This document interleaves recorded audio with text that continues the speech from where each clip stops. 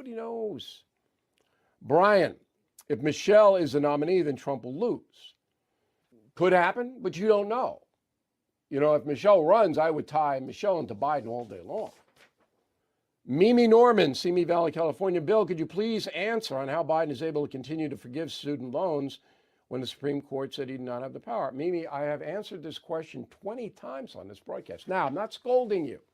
I know you don't have time to watch all the shows and all of that, but you got to assume I've addressed it. Supreme Court said Joe Biden cannot forgive private loans. Okay, there's no power to do that. But if you borrowed money from the federal government for your education, he can forgive those. Dan Pentecost, Brunswick, Georgia. Why has Robert Kennedy Jr. been snubbed by all the media? To me, makes more sense than most politicians. I don't know, he's been snubbed, but he polls, not polling well, 12% maybe.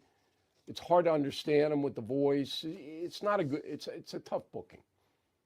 A lot of conspiracy stuff all over the place, and that goes nowhere. Mike Glasney, Santa Rosa, California, with the chaos at the border, you and the folks may be stunned, but what I found out. During 62 years of processing new arrivals ending in 1954, it's estimated 12 million immigrants arrived and went through Ellis Island. 12 million. In 3 years, more than 12 million have crossed illegally under Biden.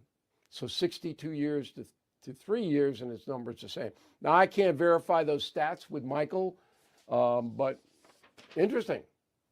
In a moment, something you might not know. Our freedoms should never be taken for granted. They must be cherished, protected, and defended. When corporations pander to the liberal agenda, they must be punished. When corporations stand up for conservative values, they should be supported. This brings me to Freedom 2.0, the bottled water company that proudly represents us. They have hilarious sayings on each bottle like, "This water ain't woke," and "bottled with liberal tears."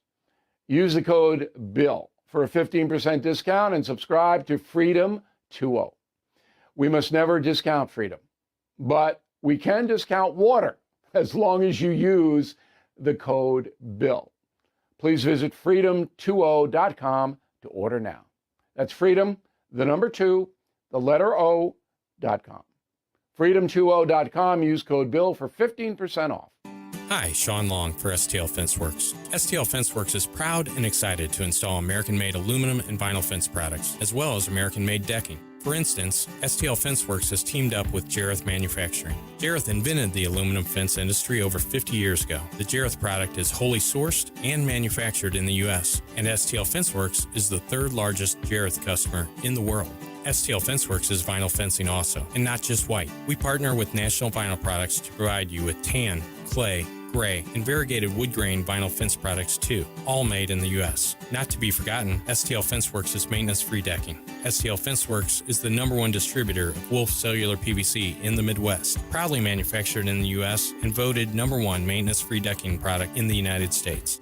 Let STL FenceWorks make your outdoor space magical. Visit stlfenceworks.com today and learn how we can make your backyard dreams into a reality. At STL FenceWorks, your satisfaction is our passion. Now the O'Reilly Update brings you something you might not know.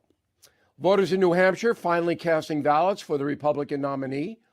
While the nation's first primary can generate some momentum, the contest doesn't always predict the next president. Here's who won the Granite State in recent years.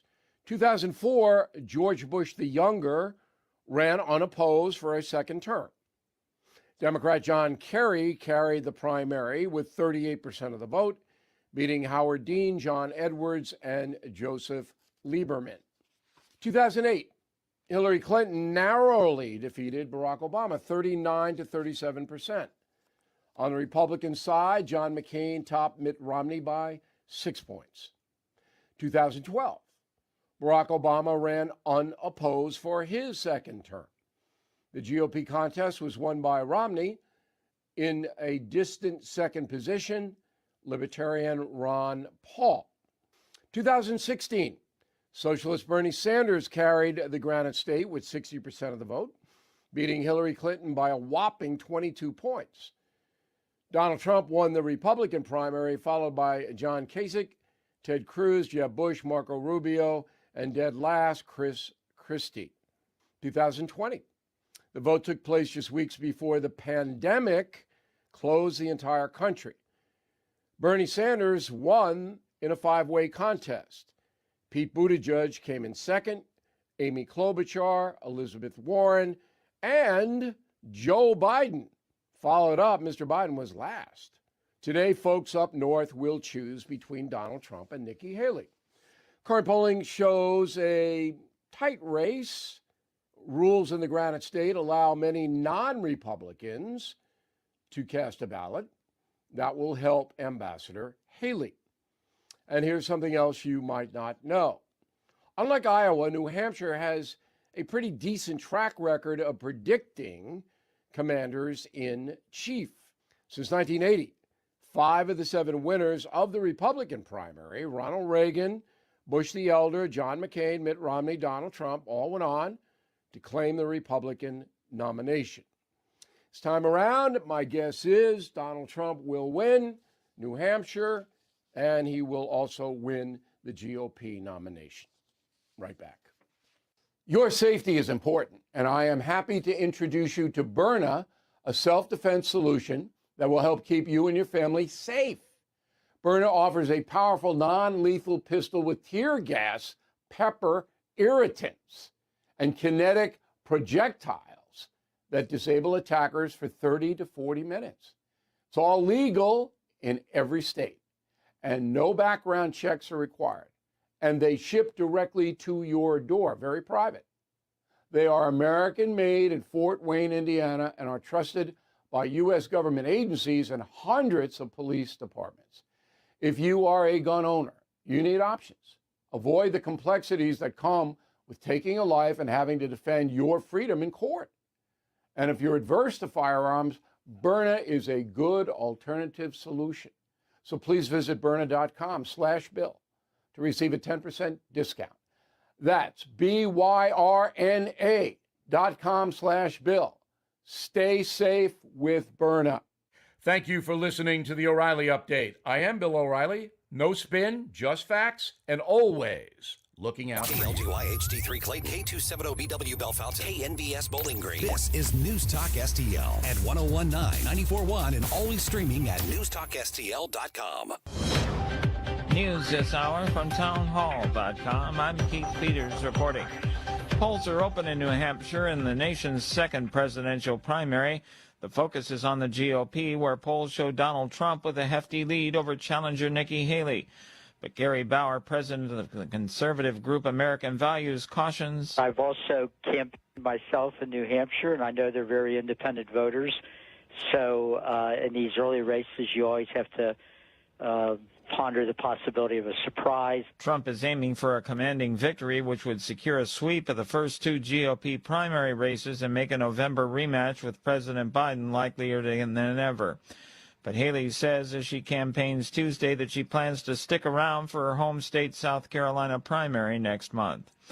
Flash floods inundated homes and overturned cars in Southern California as torrential rain swept through a large swath of the U.S. Correspondent Julie Walker reports. Over a 3-hour period on Monday, 3 inches of rain fell near San Diego. During the winter, the region typically averages around 2 inches of rain per month. The San Diego County Sheriff says deputies pulled people to safety after water rushed into homes. Other residents escaped by wading through waist-high water, carrying their cats and dogs. And there are mud and debris flow warnings around L.A. County's Topanga Canyon. Around the country, heavy rainfall and wintry weather is expected to continue. I'm Julie Walker. Palestinian militants carried out the deadliest single attack on Israel's forces since the Hamas raid that triggered the war. 21 soldiers killed. Hours later on Tuesday, the Israeli military announced that ground forces had encircled the southern city of Khan Yunis in Gaza. Mixed day on Wall Street as the Dow was down by 96 points. More on these stories at townhall.com. Retirement Outlook. If your retirement account is mostly stocks or bonds, listen closely. The future of your savings may be more uncertain than ever before. Hi, I'm Paul Stone, CEO of Colonial Metals. The sad truth is, our government continues to eat away at our freedoms and security. In economic times like these, run around the flagpole by lunatics in Washington, I look to the most trusted store of wealth in human history, physical gold and silver that you own. At Colonial Metals, we specialize in helping folks with IRAs and 401ks and other retirement accounts move their savings into physical gold and silver. If you'd like a free gold investment kit, give us a call today at 820-800-8000. My team is standing by ready to rush a free gold investment kit to you. You may also qualify for $7,500 in free silver and a free safe. Call 820-800-8000 now. That's 820-800-8000. Colonial Metals is not a financial advisor. Consult with your advisor before investing. That's 820-800-8000. From the Michaels Flooring Outlet Weather Center. I'm First Alert 4 Chief Meteorologist Steve Templeton. More rain coming in this evening. It develops mainly between 8 to 10 p.m. around St. Louis, and then steady rain overnight, about a half an inch. So another round of some steady rain, but it also tapers off right around the morning dry, but leaves behind some patchy fog. So watch for some fog and wet roads, but it's all rain, no icing. Temperature about 43 in the morning when we're heading out the door. 51 in the afternoon, mostly cloudy skies Wednesday. Thursday, 48 for the high. Another chance for some rain mainly in the morning on Thursday. That's the latest from the First Alert 4 Weather Center. I'm Chief Meteorologist Steve Templeton. This hour of News Talk STL is brought to you by Stifel, serving investors for over 130 years. Contact your Stifel financial advisor at stifel.com. That's STIFEL.com. From home improvement to replacement, do-it-yourself electrical projects can be shocking. That's where Grasser Electric can help. They've been lighting up St. Louis for years. From ceiling fans and dimmer switches to repair or replacing your electric. No job is too big or too small for your home or business. Grasser Electric will even install emergency backup generators. So call Grasser Electric today before the sparks start to fly. 636-441-5200 or go to grasserelectric.com. I'm Dr. TJ, owner of the Institute of Natural Health, co-owner of Optimal Nutraceuticals, and the host of Wellness 101. Wellness 101 is designed to cut through the nonsense and provide you common sense, science-based information regarding health and wellness. On the show, we discuss topics like thyroid health, gut health, hormone optimization, and many others. Our show airs Saturdays at 10 a.m. and 2 p.m. and Sundays at 11 a.m. and 3 p.m. right here on News Talk STL. For more information, visit us at inhstl.com. That's inhstl.com. Hey, it's Katie, reminding you to subscribe to our show podcast so you never miss anything that happens here at News Talk STL. Get our podcasts every day on the show pages at newstalkstl.com, or just subscribe to your favorite shows on Spotify, Apple, Google, Amazon, or anywhere else you get your podcasts. Tim Jones and Chris Arps in the afternoon. The 9 most terrifying words in the English language are, I'm from the government and I'm here to help. The more you remove voting from Election Day, the more opportunity you're offering for people to commit fraud. Are you not entertained? Are you not entertained? I think the Democrats are so short-sighted in this tactic they have now to just cheat at any cost to win elections. You're a lying dog-faced pony soldier. You said you were, but now you got to be honest. I'm going to be honest with you. What are we doing wrong here? As a former leader in the House, I think you can put your finger on it. It's called leadership. We don't have it. Tim Jones and Chris Arps.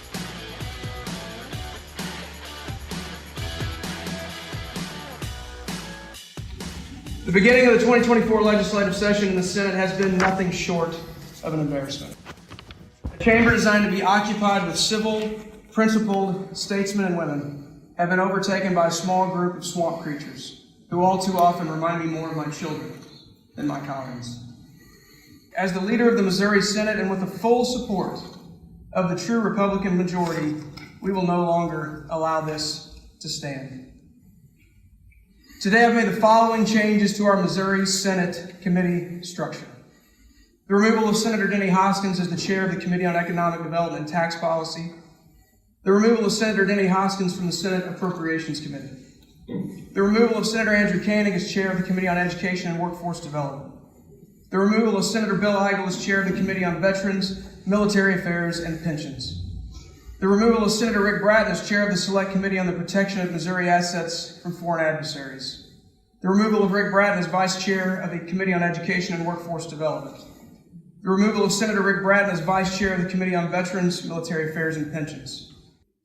And it is 4:07. Welcome into the Tim Jones and Chris Arps show. Today is the New Hampshire primary. And Tim, I thought that was probably going to be our main topic of discussion today. But you are in Jeff City today in the swamp. And we heard that bombshell announcement today from Senate President Caleb Rowden that several members of the Missouri Freedom Caucus were stripped of their chairmanships, among other things, other perks and privileges.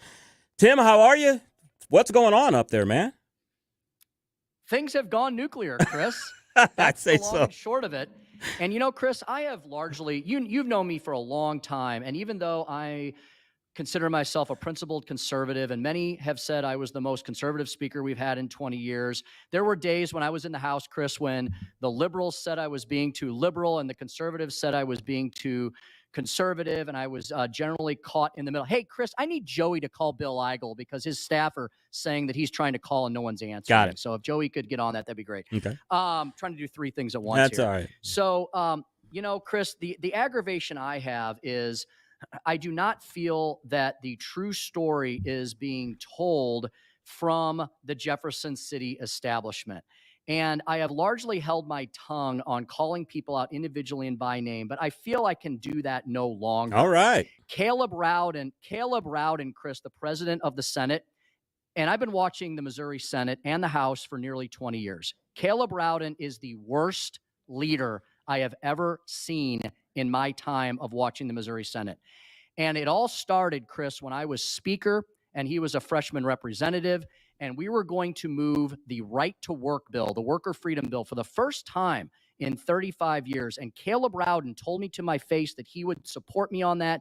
And the next day, he was conveniently absent. And many people have said that that has happened to them over the years. He will lie to you to your face. He will tell you mistruths, and you cannot trust him.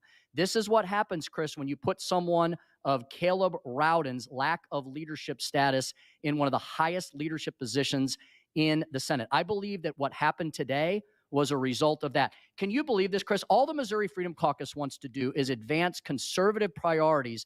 Caleb Rowden took away 4 chairmanships, including, Chris, let's say you don't like Bill Eigel. You think he's too bombastic. Let's say you don't like Denny Hoskins or Rick Bratton because they're obstructionists. The one that proves my point is the one that he did to Andrew Koenig. Andrew Koenig is known as a statesman in the Missouri Senate. That shocked me too. Yes. Mm-hmm. He stripped Caleb Rowden stripped Senator Andrew Koenig, one of the most peaceable guys. He's a principled conservative, but you know him well. Mm-hmm. He is not a bomb thrower. He is not bombastic. He is a policy wonk. And all that Andrew Koenig wants to do is get Caleb Rowden's number one priority of education reform done. He removed him of his chairmanship. And Chris, on top of it, Caleb Rowden took away the parking spots of these chairmen. And then he caused their chiefs of staff to endure an immediate $10,000 pay cut to their pay because they are no longer staffing chairmen. It is the most petty, juvenile thing I've ever seen from a Missouri leader. Tim, I think we have, Senator Bill Eigel on the line. He is a Missouri Freedom Caucus member. Senator, how are you? Hey, good guys. Thanks for having me. No problem. Well, as we stated at the beginning of the show, this was a nuclear option that Senator Rowden seems to have done today. Give us your views, sir.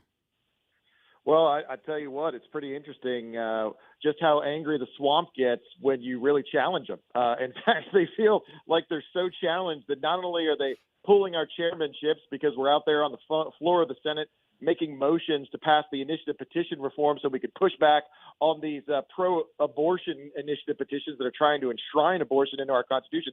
They're so angry. They took our chairmanships. And guys, I don't know how to tell you this. They also took all our parking spots. So they actually changed our parking spots to the furthest parking spots of the building to force us to walk an extra 50 yards every day as we're coming to the office. And I got to tell you, the pettiness level is off the charts from these guys because they know that when we take our message of, hey, we want to pass IP reform, we want to cut taxes, we want to protect the farmland in the state, they know that the people of the state agree with us.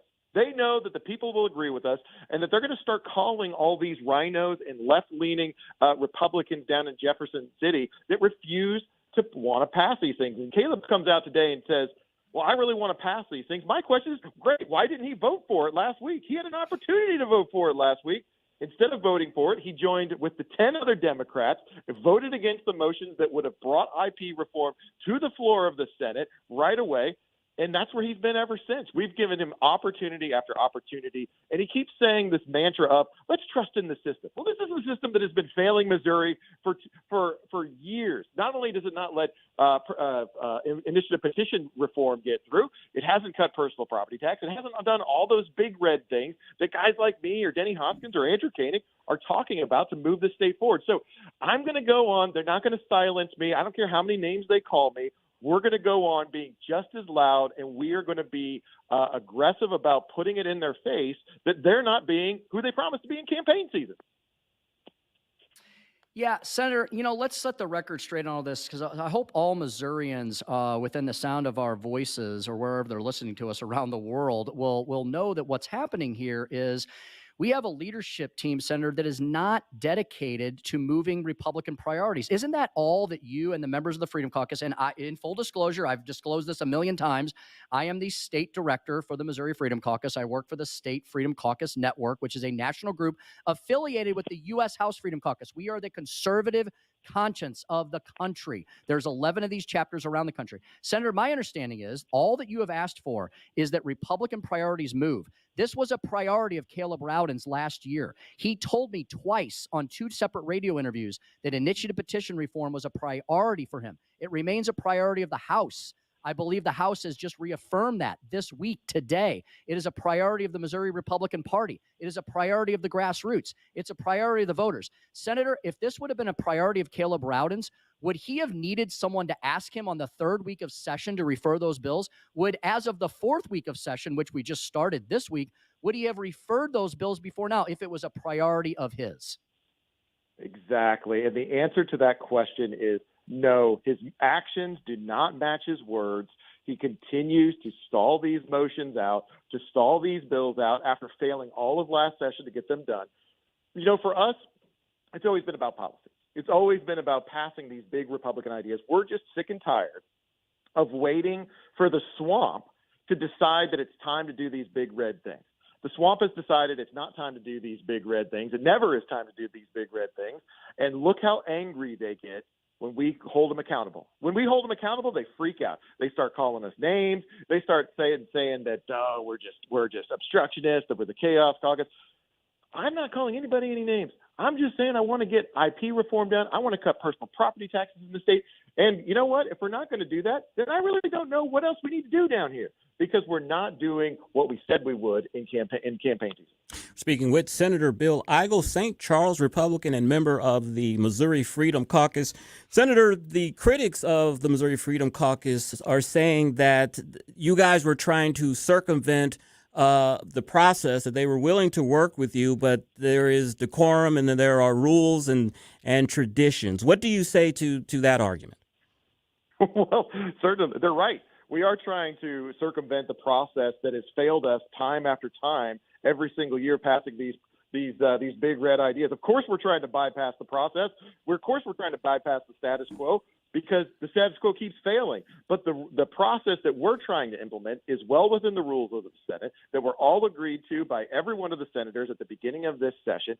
And if the folks like Caleb Rowden and Cindy O'Loughlin could just get over their personal animosity long enough to just vote the way they promised, vote to bring these to the floor, if they would just do that, then all of this goes away, big red ideas pass, and we can go back to the people of the state having made good on on what we said we would do in campaign season. But they are more interested in taking away our parking spots, stripping us of chairmanships, than actually getting these things done. I asked Caleb Rowden on the floor today, how does stripping the chairmanships of the 4 most senior senators in the chamber, how does that move us closer to getting to an agreement, to passing conservative legislation? And I asked Caleb if he had thought about the consequences of whether or not that would make it more likely or not. And he told me on the floor he didn't even consider that. He didn't even consider whether or not making this decision today of stripping these chairmanships was actually going to make things better and more likely to succeed. I think that's a stunning admission from a leadership team that is so out of control and has lost so much influence over the process that I think we need a new leadership team in charge of the Missouri Senate. Senator, this isn't a problem that just started today, did it? This is not a problem that started last week, last month, or even last year. Senator, we've had a supermajority. You know, I hear this, Senator, you hear this from the liberals and the left and the Democrats all the time. 20 years of Republican rule, and what do you have to show for it? Senator, I always push back on that. I said, you know, in the first decade, Republicans in Jefferson City were doing lots of governmental reform. We were doing unemployment compensation reform, workers' comp reform. We were doing tort reform. We were trying to push education reform. We got the first tax cut across the finish line in Missouri state history. We were talking about worker freedom and all these other items, tax cuts, on and on and on, reducing regulations. And then, Senator, I noticed a change over the last decade. And you tell me if I wasn't a representative. I was not in the House or Senate over the last 10 years, nearly last 10 years, about 9 years. But you tell me, I saw a leadership structure, especially in the Senate, that was moving further and further to the left. We have a supermajority of Republicans, but yet, Senator Eigel, we haven't passed all of the big red Republican things that they have in other big red Republican states like Florida and Texas and Tennessee. That's not because of conservatives or any type of conservative caucus or now Missouri Freedom Caucus. Isn't that because of leadership? It's not just this one issue. It's all of the issues, isn't it? Yes, because leadership favors the status quo. The status quo, we call that informally the swamp down in Jefferson City, does not want to pass big reforms. They don't want to cut your personal property taxes. It doesn't want to pass initiative petition reform. It doesn't want to get the budget under control. The status quo fights for the status quo. And right now we have two leaders of the Senate who can't take simple steps. I mean, 2 weeks ago, they voted against a rule change that would have given us 48 hours to review bills before we voted on them. Caleb Rowden got up on the floor of the Senate and admitted he's not even reading some of the bills before he votes yes. Last week, they voted against a procedure that would have brought initiative petitions directly to the floor of the Senate and gotten it done quickly. And they voted against that as well. So they keep saying what they think is the right things, but their actions don't match, whether it's on initiative petition reform or any of the other big red Republican ideals. And I just think so many people are sick and tired of it that we're taking a more aggressive approach with that, and we're getting our message out because the public agrees with us. I guess my next question is for you, Senator, and Tim, and I don't want you guys to give away any strategy or anything, but what are the next steps for the Freedom Caucus since your chairmanships were taken away from you and other privileges? What's the next steps for you all? So, one, it's not going to shut us up. And actually, moving my parking space to the furthest point away from the building, I think it's actually going to be good for me from a health perspective. I can get a few more steps in my day, so I'm actually looking forward to that. And their pettiness is not going to deter us from being loud and continuing to use the Senate floor to apply pressure to our leadership team, whoever they are, until we start getting the big red priorities done. I am convinced that the leadership team in the Senate right now, Cindy O'Loughlin and Caleb Rowden, are actively working against our interests on these issues behind the scenes, as evidenced by their action. They're voting against the motions that would go to these bills. They won't refer the bill. They killed the bills last year when we got to the end of session. This is my final year in the Senate, guys. This is my final year in the Senate. I am tired of the lies coming out of leadership's mouths. They are not being honest with us. Missouri is furious over that. We're going to keep fighting. Tim, next steps? Senator, yes. What is the path forward? What would, for people that say you're just obstructionists, you don't want anything to happen, this is all about your personal ambitions, what would make you all be willing to allow the Senate to move forward? How do we move the Senate forward? I think it's a pretty simple answer, but you tell me. Yeah, they need to start acting like Republicans. They could right now go to the order of business that would refer every one of these SJRs, and we would be fully supportive of that. They could do that right now, but they don't want to do that. They could do that. They could get these bills done before we have a deadline issue with some of the gubernatorial appointments that we've slowed down. They could do that. They're choosing not to do that, just like they've chosen not to refer these bills for the past few weeks.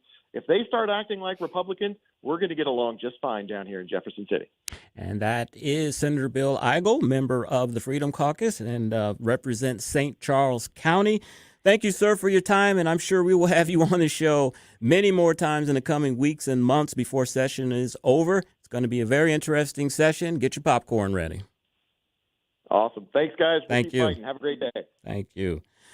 Woo, Tim, how you? Do you feel the heat down there? Do you feel a little nuclear blowback there? You Chris, feeling I'm all heat? hot and bothered. I'm all lathered up. Hey, Chris, could I just I found a post that the Freedom Caucus put out at the beginning of session. Chris, let me read to you their priorities, and you tell me if this sounds extremist. Okay.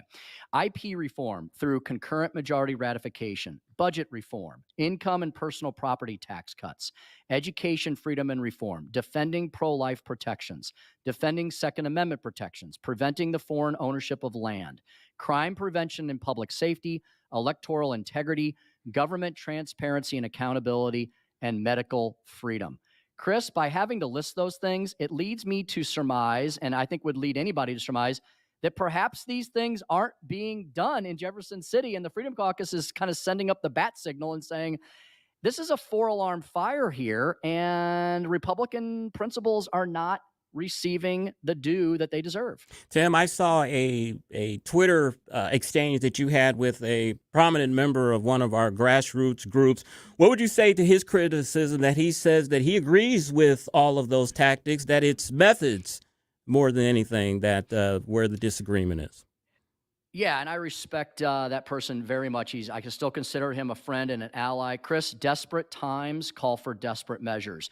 When you say, and by you, I mean the Republican Party in general, when the Republican Party in general, the party, the grassroots, the consultants, the candidates, pretty much everybody agrees that initiative petition reform to protect us from leftist billionaires taking over our electoral process is a priority.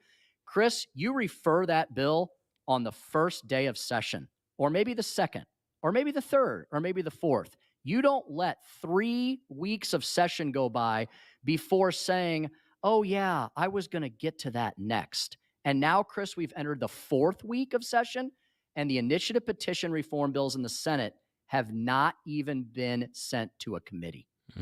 That is my partner, Tim Jones, of course. He is in Jefferson City today in the swamp, and he had a front row seat to the fireworks that happened today. If you're just tuning in, the Senate President Caleb Rowland has stripped many members of the Missouri Freedom Caucus from their chairmanships, took away their parking spaces, cut staff's salary.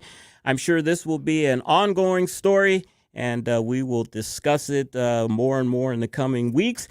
Next, we're going to have David Stokes, Director of Municipal Policy at the Show Me Institute. We're going to talk to him about Caleres deciding not, or the Clayton School District deciding not to buy the Caleres building in Clayton. You are listening to the Tim Jones and Chris Arps Show on 101.9 94.1 News Talk STL. Like and subscribe to us on Rumble. News Talk STL. Leadership favors the status quo. We call that informally the swamp down in Jefferson City.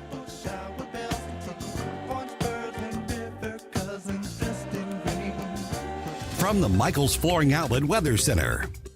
I'm First Alert 4 Chief Meteorologist Steve Templeton. More rain coming in this evening. It develops mainly between 8 to 10 p.m. around St. Louis, and then steady rain overnight, about a half an inch. So another round of some steady rain, but it also tapers off right around the morning drive, but leaves behind some patchy fog. So watch for some fog and wet roads, but it's all rain, no icing. Temperature about 43 in the morning when we're heading out the door. 51 in the afternoon, mostly cloudy skies Wednesday. Thursday, 48 for the high. Another chance for some rain mainly in the morning on Thursday. That's the latest from the First Alert 4 Weather Center. I'm Chief Meteorologist Steve Templeton. Whether at home or at work, you're mobile. So when you're mobile, stay mobile. Keep St. Louis's home for conservative talk with you Wherever you go. Download the News Talk STL app in the App Store or at newstalkstl.com. Hey, Chris Arps here for my friends over at Royal Banks of Missouri, a full-service, locally owned and operated independent community bank. You've heard me say many times that they are local. They are a community bank. They're not some out-of-state big bank that doesn't know who you are and you're just a deposit slip to them. Royal Banks has been around for 60 years, and that's because they take care of their customers.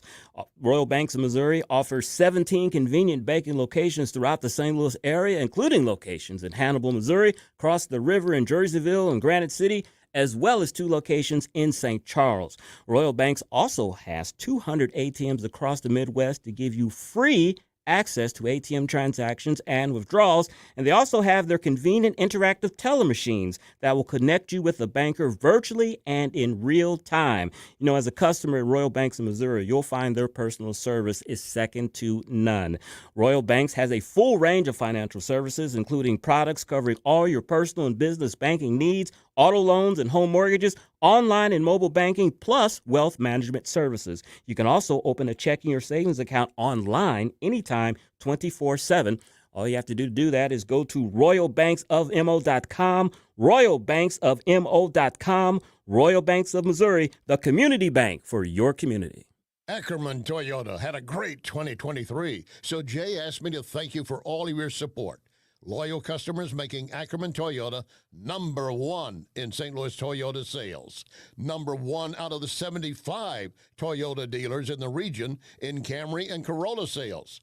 Ackerman has the lowest prices, great selection. Visit Ackerman at Hampton and 44 or online, ackermantoyota.com. Ackerman Toyota, for life. How's your health care? Insured but afraid to use it because of high copays and deductibles? You wait weeks for a few minutes with your doctor? It's Dr. Randy Tobler, and I struggle with the same issues as both patient and doc. You want to know that you're the focus, not the billing codes or faceless denial experts at insurance skyscrapers, which is why I've decided there's a better way. At Body of Health Direct Primary Care, you'll receive timely and time-rich appointments in person or virtually, whichever fits your needs and schedule, along with hundreds of free medications, transparent and truly affordable labs, and most importantly, a trusting relationship. We'll dig deep for solutions to problems and fill you with holistic coaching to minimize the need for high-powered medicine or specialty care. Now, if you need that, I'll work with specialists to streamline that journey too. And if it's prenatal care, hormonal, or sexual health that's bugging you, I'm board certified in women's health. Want a Body of Health? Get to know us at bodyofhealth.com. That's bodyofhealth.com. This hour of Jones and Arps is brought to you by Stifel. Contact your Stifel financial advisor at stifel.com. That's STIFEL.com.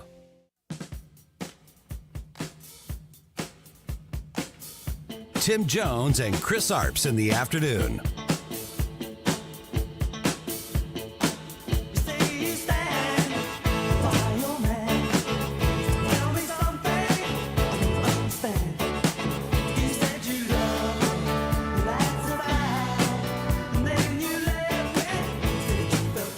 You don't hear about a problem like this very often. Brentwood actually trying to return money, but having a hard time doing it. St. Louis County mistakenly sent the city millions in sales tax dollars. Brentwood, realizing that it wasn't entitled to it, alerted the county about the mistake and sent a sizable portion back, $5.7 million. St. Louis County Councilman Mark Harder has had big questions from the beginning. This was a St. Louis County department that made this mistake? Yes, it's through our Department of Administration. A lot of money has just been sitting in Brentwood for the last year with nowhere to go. Trying to figure out what to do with the money? Yeah, last I heard, it's about $1.2 million, and that they can't decide who owns it, whether it's Brentwood or St. Louis County. 4:30 on the Tim Jones and Chris Arps show, and that voice you heard, of course, was Councilman Mark Harder. You hear him on the Vic Porcelli show. Coming up next here, we have David Stokes on the line. David Stokes over at the Show Me Institute. In high school, you talk about spike. I had a very short spike. It was I knew there's a spike somewhere in that stuff. It wasn't very punky. It was more Leave It to Beaver-ish, maybe. David Stokes, welcome to the Tim Jones and Chris Arps show. My first question for you is regarding that sound clip. Isn't St. Louis County running a budget deficit? It is, and finding out who that money belongs to would be helpful. I'll tell you this.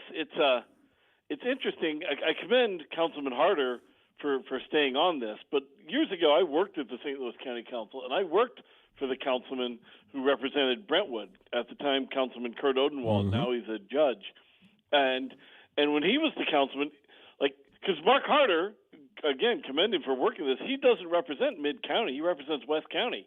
So Kurt Odenwald would have been on this issue like bees to honey until it got solved and dealt with, and not just lingering there for a year as the city of Brentwood, who's not at fault here, and St. Louis County, who is at fault, try to figure out what's happening. And it's peculiar. It definitely struck me that Councilman Harder, and I commend him for trying to do something, is the one playing the role here, and not the councilman who actually represents Brentwood. So David, what's the pathway out of this? I mean, now that this has been exposed, is the county indicated that they're gonna do the right thing here? I mean, what's the path forward? How do we solve this mess? Well, they had hearings on this last year, and I attended him, not to speak or anything per se, just to listen. And the problem was, I joked in the past, but it really is true and is proven to be true, that, St. Louis County really only had like one person who knew how the St. Louis County sales tax pool operated. I'm a huge fan of the sales tax pool, but, they should have had more than one person operating it. And that person is apparently the one who made the mistake, and instead of fixing the mistake, promptly retired. They've been in county government long enough that they were able to say, all right, people, rule of 80, time to retire with my pension. So part of St. Louis County's problem in trying to address it and figure out which of this, and most of the money was returned. So now it was originally a lot more than $1 million. So now it's the final $1.2 million. They apparently don't have anybody who's familiar enough with the system to go in and actually say, 600,000 of this is Brentwood's and 600,000 of it is the county's or something like that. I made those numbers up. But there's definitely a flaw in not having enough people who knew how it operated. And then, the one person who knew was the one who screwed up and said, I'm retiring. And I don't know for certain that they're the one who screwed up, but that was who was certainly blamed by St. Louis County government in the hearings on this issue last year. David, speaking of the St. Louis County Council, Councilwoman Shalonda Webb has a bill that would give control over all public safety functions to St. Louis County, even those that the municipalities are in charge of. Is this a good idea? I've got to say, I was reading this on social media the other day, and I need to find out exactly how far this is going. What's your gut say? I don't know. Look, you can't just do this if it's going far. I mean, you can't just eviscerate city police departments and say the county's going to take over police departments. I don't know if this is really going that far. It certainly sounds like it might. But if it's just about establishing training and standards for police, fire, more consistency within St. Louis County, I don't know if I necessarily support that, but I think that the county can do that. But right, it's a peculiar bill, and I promise you, let me get, because it was probably being heard at today's council meeting, so there should be a lot more information out on it. That said, I understand today's council meeting was interrupted by protesters, so I don't know if they got to it or not. But let me find out a lot more about this thing, and let's discuss it in depth next week. Excellent. That's called a teaser, David, business, guys. That's called a teaser. Yeah, and so. And David, just to highlight, to prepare our audience for that, and to kind of maybe tease this a little further, I want to ask you globally, why a concept like this would be a good idea. And I'm not talking about any sort of merger with the city of St. Louis. I'm not talking about annexing the city. I'm going to focus my question here, David, only on the county of St. Louis. So forget the city of St. Louis even exists, what many of us like to do every day. Let's just focus on the county. David, the way the county is run with 87 municipalities, I've lost track. I know we lost a few because they actually did disincorporate over the last few years, but with 85 plus municipalities, all with their own separate city administrators and police departments and fire departments and economic development coordinators.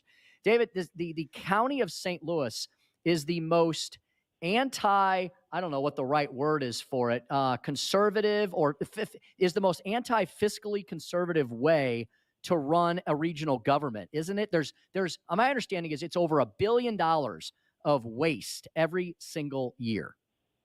Well, there's a lot of issues with it. There's also some benefits to it, which I've been writing about at Show Me Institute for years, and we can talk about both of them next week, the costs and the benefits. Some of the costs are certainly, the huge redundancies in government. And the county, over time, has built itself in a way to deal with some of these redundancies, and it is getting better. What I mean by that is, let's cite the North County Police Cooperative, where about 10 cities about a decade ago that until then had their own very small, under-resourced police departments. They might have been dedicated cops, but they didn't have the resources in those really small departments to properly do the job. Well, a number of those cities have merged together to form the North County Police Cooperative, and it's just terrific. And it's providing better service and costing less money. So it's real win-win. The same thing happens when some municipalities, both big and small, contract with St. Louis County for their police services, so that the police department serves in, say, Fenton, Wildwood, to just name two of the larger cities that patrol St. Louis County, and then there's several more of the smaller ones in South County and North County too. So that's another excellent way it's done. And then we see towns, really small towns like Huntley, for instance, contracting with Kirkwood or Frontenac to do police there.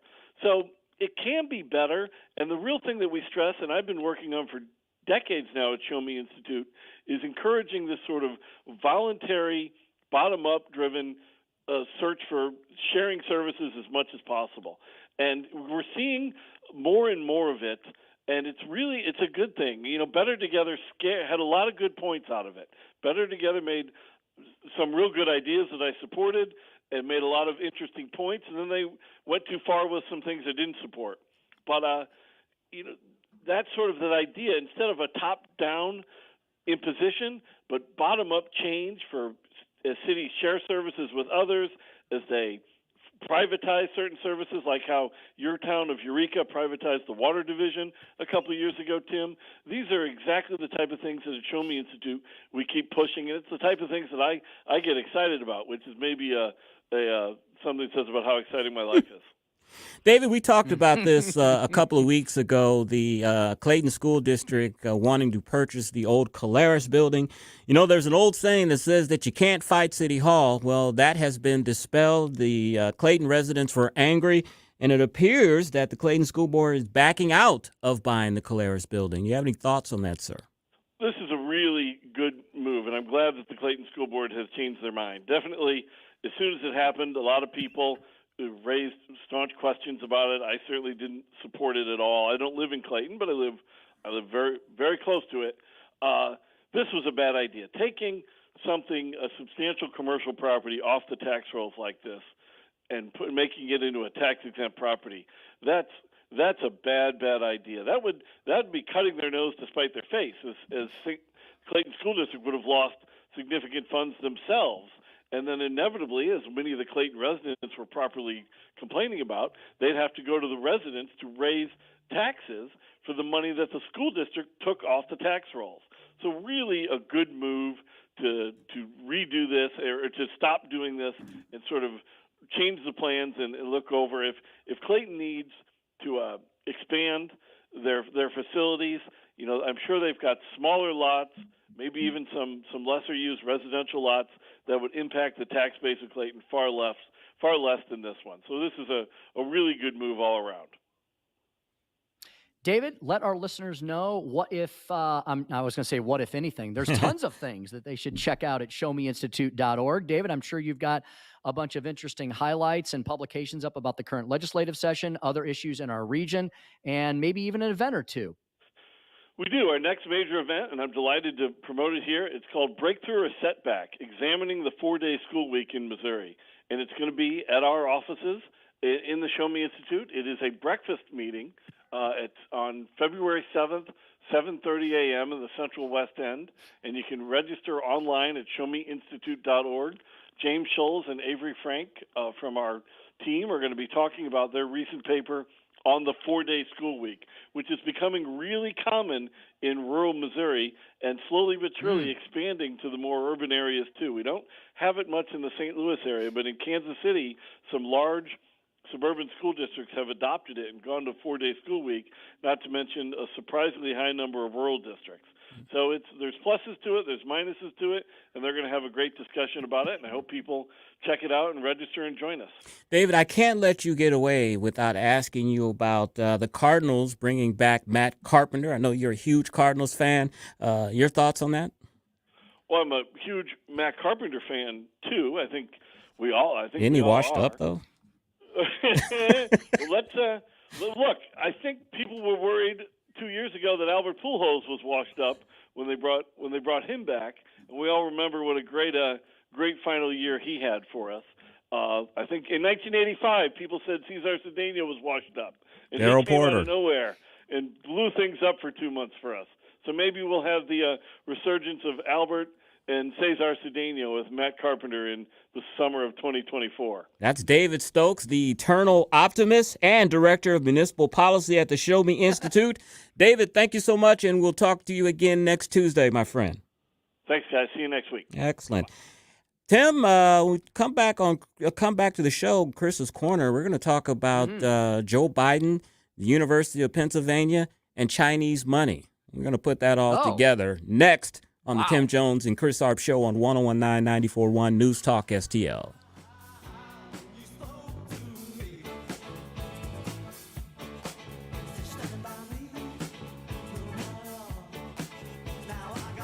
Like us on Facebook at News Talk STL.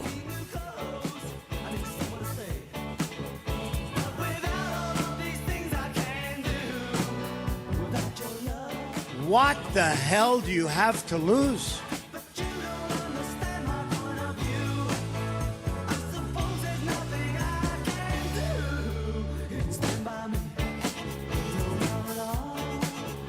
From the Michaels Flooring Outlet Weather Center. I'm First Alert 4 Chief Meteorologist Steve Templeton. More rain coming in this evening. It develops mainly between 8 to 10 p.m. around St. Louis, and then steady rain overnight, about a half an inch. So another round of some steady rain, but it also tapers off right around the morning drive, but leaves behind some patchy fog. So watch for some fog and wet roads, but it's all rain, no icing. Temperature about 43 in the morning when we're heading out the door. 51 in the afternoon, mostly cloudy skies Wednesday. Thursday, 48 for the high. Another chance for some rain, mainly in the morning on Thursday. That's the latest from the First Alert 4 Weather Center. I'm Chief Meteorologist Steve Templeton. And then the media. 101.9 and 94.1. They lying about what's going on in America. They lying about it. News Talk STL. You know, even throughout the winter months, it is very important to do two things. Number one, stay hydrated. I saw a report today that some astonishing number, like 70 or 80% of Americans are chronically dehydrated. You know, I believe it, right? Why do I believe it? Because we're all so busy. I'm busy, you're busy, your families are busy, your kids are busy, your pets are busy, right? We still got to take time to drink lots of water. As my daughter says, hydrate or dihydrate.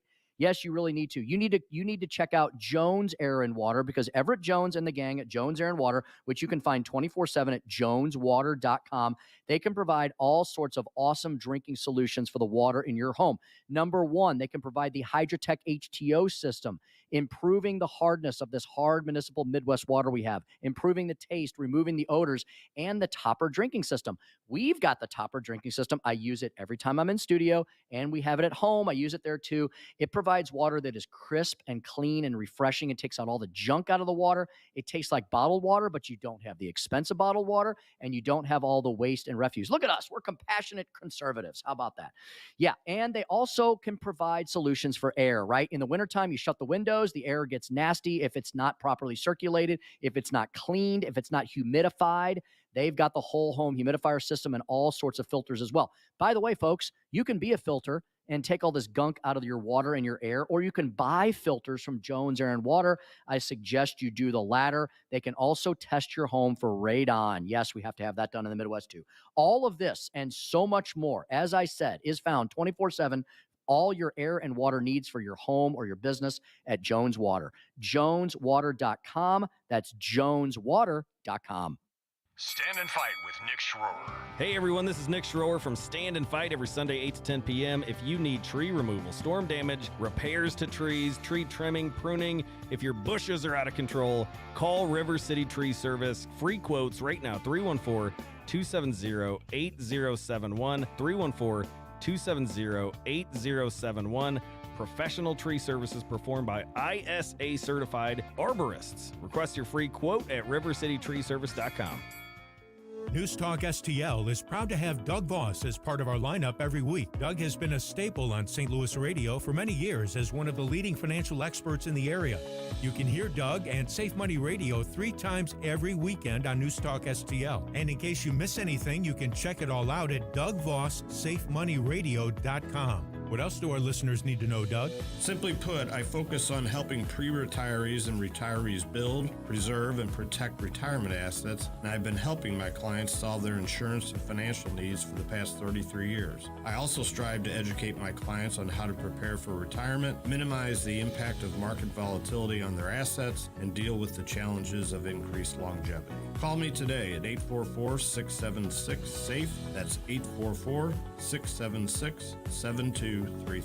Doug Voss is a registered representative. Securities offered through DHL Securities, LLLP, member FINRA and SIPC.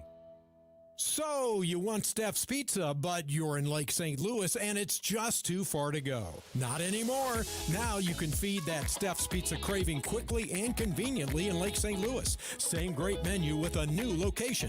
111 Pond Fort Trail in Lake St. Louis. Steph's Pizza in the Chesterfield Valley on Long Road, in St. Peter's on Jungerman, and now in Lake St. Louis. Check them out at Steph'sPizza.com because tonight's a good night for Steph's Pizza. Is your family prepared for the financial burden of losing a loved one? Are you aware of the cost of a funeral? Benjamin Schaefer with Senior Memorial could help you qualify for lifetime permanent final expense insurance coverage with no medical exam required. Just answer a few health questions, and once accepted, your rates never increase. Do you have diabetes? High blood pressure? Have you had a heart attack? A stroke? No problem. Benjamin Schaefer with Senior Memorial can help protect your legacy. Call or text 314-866-8886. That's 314-866-8886. To learn more about permanent lifetime final expense insurance coverage. Benjamin Schaefer with Senior Memorial could help you qualify for immediate coverage by answering just a few health questions. Call or text 314-866-8886. Or learn more at memorialplans.com. That's memorialplans.com. Policies underwritten by Senior Life Insurance Company, not available in all states. The Vic Porcelli Show. Former Speaker of the House Tim Jones, who's also our afternoon guy, will analyze the New Hampshire primary. He'll be with us Tuesday at 10:05. Weekday mornings at 9 on News Talk STL. This hour of Jones and Arps is brought to you by Stifel. Contact your Stifel financial advisor at stifel.com. That's STIFEL.com.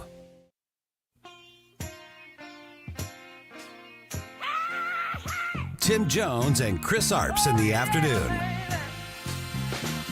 Like a fool, I went and stayed too long. I'm wondering if your love's still strong. Ooh, baby, here I am, signed, sealed, delivered, I'm yours. Do you think Biden will drop out? Personally, I think so. Okay. I think so. 450 on the Tim Jones and Chris Arp show. With all the revelations that have come out about Hunter Biden and Joe Biden and their Chinese ties, he should drop out. Don't you think, Tim? You know, you would think, Chris, and Chris, that brings me to a question that's been on my mind today. Chris, do you think that there will be no presidential debates between Joe Biden and Donald Trump, or do you think there's a chance that they'll have to agree to at least one? At this point, I don't think there will be debates. We've seen President Biden's performance over the last couple of years. They've basically have hidden him away this last year or so. They won't get him out among the people.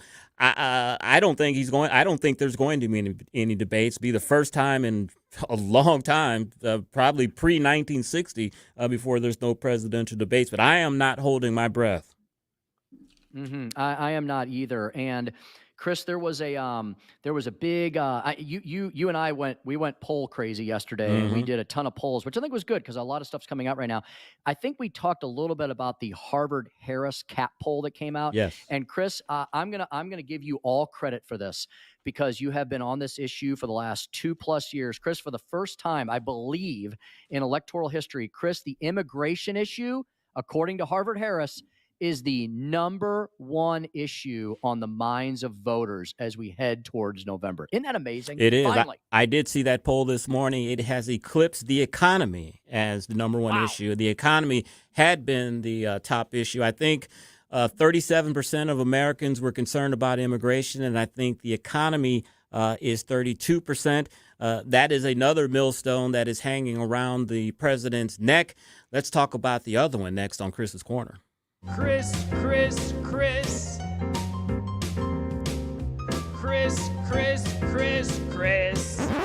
And if you don't know, now you know. And now, Chris's Corner. You know, when the media was kind of doing its job earlier in the year, it came out that Joe Biden has a presidential center at the University of Pennsylvania, and a lot of classified documents were found there. Of course, that story has fallen by the wayside as the focus is on Donald Trump and his many trials that they have indicted him on. Well, I want to talk a little bit about that. Did you know that the University of Pennsylvania saw the amount of donations from China more than triple in its most recent reporting period? You think they would have kind of chilled out? Shortly after the university faced a scandal regarding Joe Biden's storage of classified documents in his think tank's offices at the university. The surge in foreign donations was revealed in documents that were obtained by the American for Public Trust. Donations from individuals and entities directly tied to the ruling Chinese party gave roughly $25 million in such donations during 22 and 2023 academic year. By contrast, the academic year of 2021 and 2022 saw just $8.6 million from China. Overall, University of Pennsylvania has been given at least $130 million from China from 2018 to 2023. As we said, UPenn is the home of Joe Biden's think tank, the Penn Biden Center for Diplomacy and Global Engagement, where classified documents were discovered in a Biden personal office. You know, the University of Pennsylvania successfully pressured the Biden Justice Department to end an FBI counter-espionage program targeting Beijing and Beijing's increasing influence within the U.S. academia. Attorney General Merrick Garland shut down the FBI's so-called China Initiative in February 2022, shortly after more than 160 members of the University of Pennsylvania's faculty signed and made public an open letter demanding the program be shuttered. Guess what? On the grounds of that it amounted to racial profiling. Tim, 2 weeks after that letter was sent, Garland announced the termination of the program. You know, Penn has long had ties to both Biden and China. Its former president, Amy Gutmann, was named by the president in 2021 to be his ambassador to Germany. You know, during her Senate confirmation, she acknowledged the university took money from Chinese interests, but she insisted that it did not affect the school's values. You know, concerns about funding ties linking China, Joe Biden, and the University of Pennsylvania were brought to the attention of state law enforcement 2 years ago. But surprise, surprise, no official action was taken by then State Attorney General Josh Shapiro, who is now governor, or any member of his staff. You know, Hunter Biden has agreed to appear at a closed-door deposition before members of the House Oversight Committee on February 28th. I hope Hunter is questioned about this and his very lucrative budding art career. And that is Chris's Corner. Chris, can you believe these people? They gave even more money this year after all of the scandal that's swirling around this. Unbelievable chutzpah. And Chris, you are really pushing all my buttons today because I am so fired up. And I'm fired up about this story, Chris, because Chris, I'm sure you've seen this. Have you seen all the headlines that have come out over the last 2 weeks about the COVID virus and the origins of the COVID virus and what the Wuhan lab's doing and the Fauci testimony? Yeah. Chris, look at the one. Let me read you one headline that came out today from, where was this, National Review? Chris, check this out. How terrifying is this? U.S. and Chinese researchers wanted to engineer a virus similar to COVID 1 year before the pandemic outbreak, new internal documents show. Chris, what in the world are the people that are supposed to be in charge and in power in our countries trying to do to humanity other than maybe destroy it. Exactly. And, we didn't touch much upon this when Fauci was testifying a few weeks ago, but he admitted during those hearings that, you remember, we're supposed to keep the 6-foot barrier from people during COVID, that was scientific and that keeps us safe. Fauci admitted he made it up. There was no scientific basis on it at all. He just made it up. Hey, 6 feet, that's good enough. That's what we'll go with. These people are absolutely sickening. I'm glad they're being exposed. I just wish the media would grow a spine and report this stuff. As American citizens, we deserve to know this stuff, know how badly our government is lying to us. Yeah, we really do. And Chris, that isn't it convenient, Chris, that now that Tony Fauci is out of the government and that he has been placed on the hot seat several times in Congress, Chris, he's like Sergeant Schultz from Hogan's Heroes. He knows nothing. He knows nothing. I know my dad will enjoy that reference. Well, Tim, he is 80 years old, so that's what they'll say. Oh, yeah, but Chris, he's the science, though. Does the science forget things? Exactly. He's the science. He's what's good for ails us. Then we got Speaker Stump Speech coming up after we come back, and then at 5:24, Michael Ryan, executive editor at the Heartland News and ReadLine.com. What do we have coming up on the Stump Speech? We're going to talk about the fact that, hang on, I got it right here. Right. Oh, I had it here a second ago. Chris, I'm going to get right back to you on that. That is an excellent tease, Tim. It's the best Speaker Stump Speech ever. How about that? The great tease. You don't want to miss that. You're listening to the Tim Jones and Chris Arps Show on 101.9, 94.1 News Talk, STL.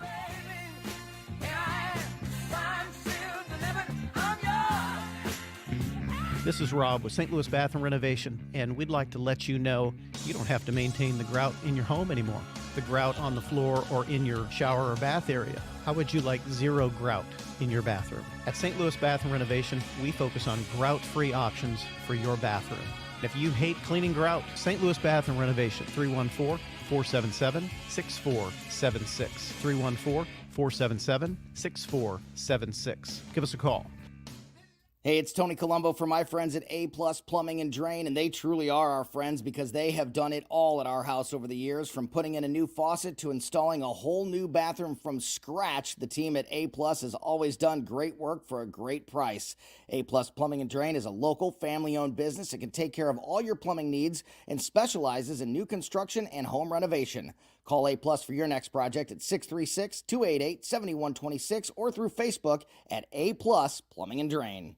When it comes to buying or selling a home, you've got to work with people that you trust. It's just crucial. Mike Ferguson here. And when my wife and I decided that we wanted to get a cabin or a weekend home or a vacation home, whatever it turns out to be, the first thing I did was call my friends Rodney and Jen Wallner at 314-810-SOLD. This is too big of an investment to leave to chance, and that's why I trust Rodney and Jen, and I think you should too. Vic Porcelli, I know you feel the same way, right? Yeah, Mike, no doubt. Here's the thing. You've been in your house for 30 years. You say to your spouse, my goodness, we don't need all this room anymore. Let's call Rodney and Jen Wallner and get the heck out of here, okay? They have so many home buyers approved, ready to go, ready to pull the trigger. They might even sell your house before it hits the market. And an astounding fact that the Wallner team sells 15 times more homes per year than your typical realtor.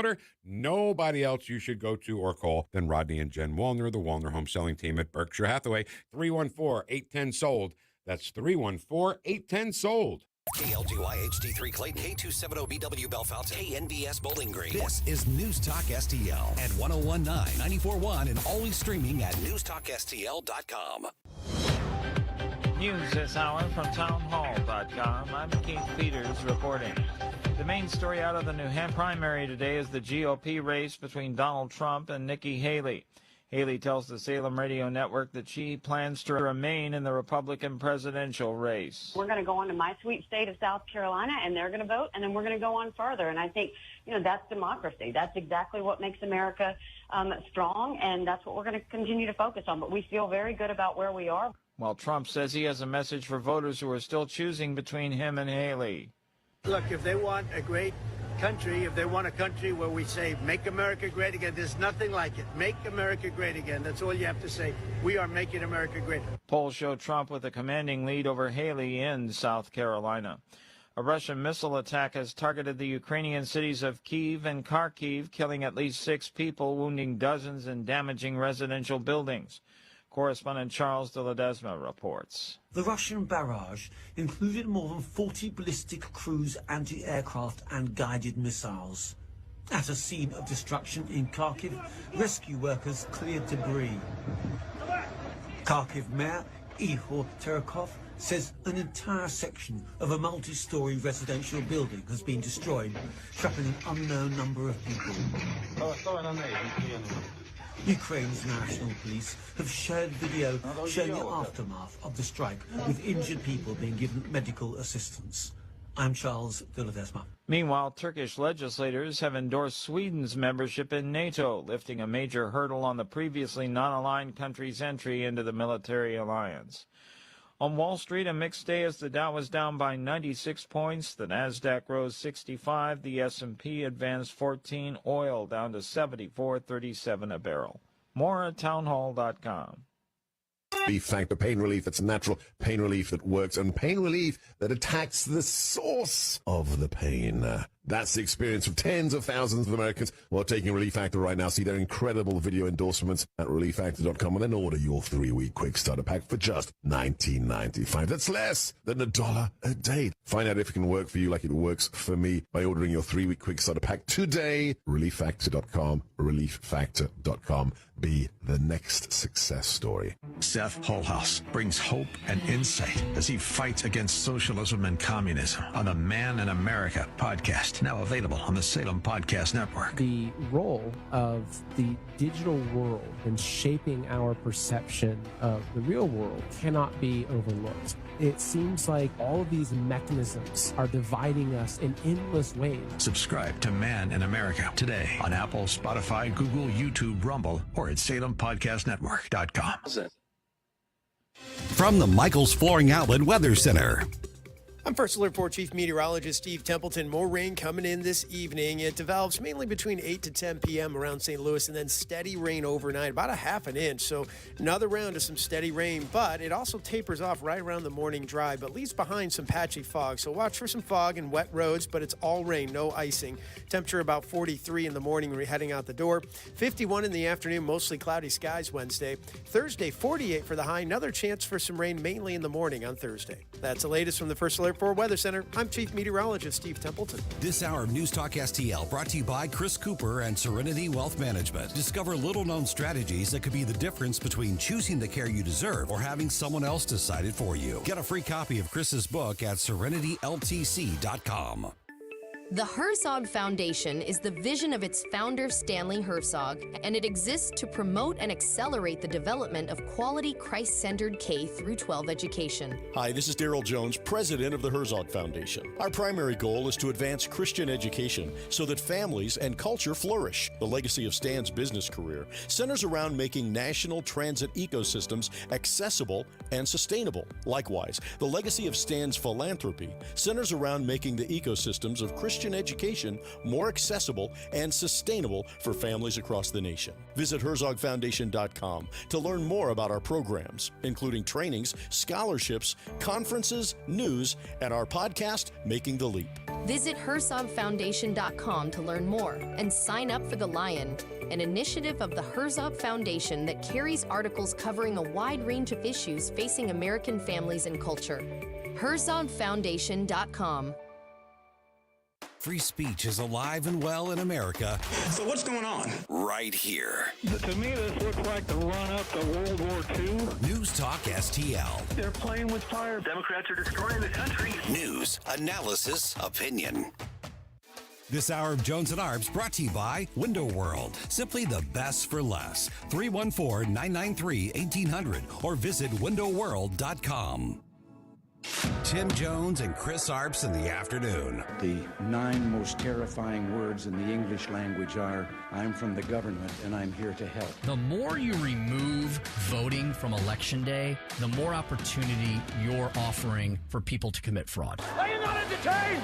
Are you not entertained? I think the Democrats are so short-sighted in this tactic they have now to just cheat at any cost to win elections. You're a lying dog-faced pony soldier. You said you were, but now you got to be honest. I'm going to be honest with you. What are we doing wrong here? As a former leader in the House, I think you can put your finger on it. It's called leadership. We don't have it. Tim Jones and Chris Arps.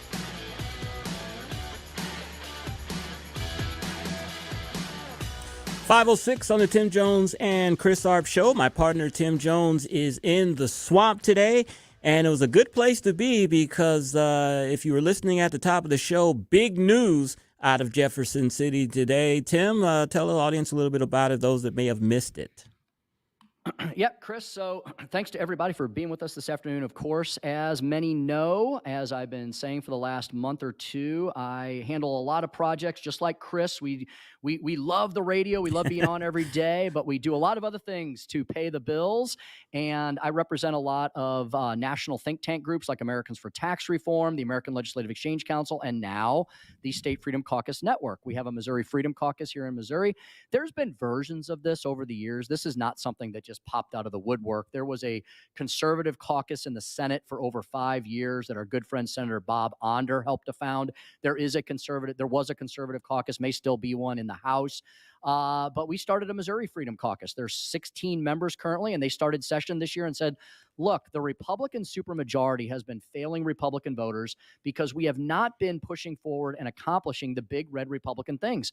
Why not? We have a Republican supermajority. We've had a supermajority for over 10 years. Why has Texas and Florida and Tennessee and all these other big red Republican states, why have they accomplished all of these things that we haven't, like budget reform, like tax reform, like pushing back against the ESG and the woke agenda? Why haven't we done education reform in a bigger and better way? All of these things fail every year. Why? Why is that? Well, we think it's because there is a problem with our leadership team, especially in the state Senate. So, our state senators here in Missouri, Chris, they're very powerful. They have the unlimited filibuster. There's only 34 of them. That means they can bring the Senate to a grinding halt if enough of them team up and try to promote a particular issue or stop something.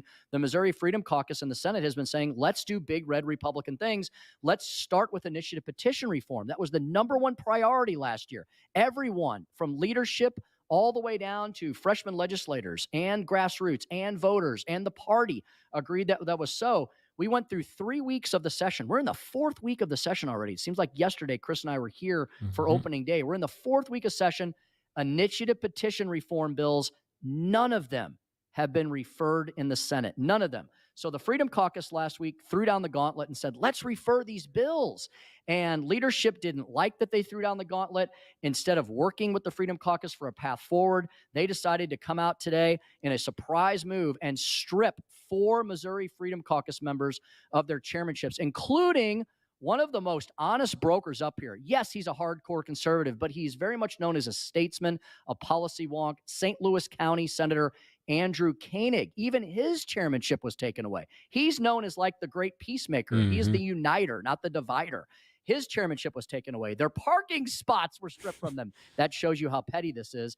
And any of those senators that had chairmen, any of those senators who were chairmen, their chiefs of staff automatically lost $10,000 because they're no longer staffing chairmen. And so very petty, very unfortunate. The Missouri Freedom Caucus continues to say, we just want a path forward. We want these big Republican bills to move. Chris, they're currently at a stalemate here in Jefferson City. And Tim, we can hear in your voice in the last hour that you were animated about this, as you should. And I just noticed, I wasn't for sure, that you've even taken off your jacket, sir. Yes, I'm like the Jim Jordan of the Missouri Capitol up here. I got the tie on, Chris, but I took the jacket You're not going off. to loosen that up, Chris, a little? Yeah, maybe a little.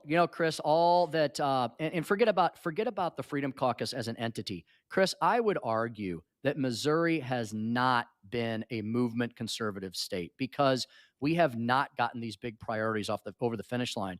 And Chris, how about the one they did get last year? Something you and I have talked about a lot, that a lot of states have passed. We did pass a bill in Missouri last year to protect girls and women from biological men playing in their sports. And we basically defanged and disarmed the trans cult industry from being able to operate on our children and chemically castrate them.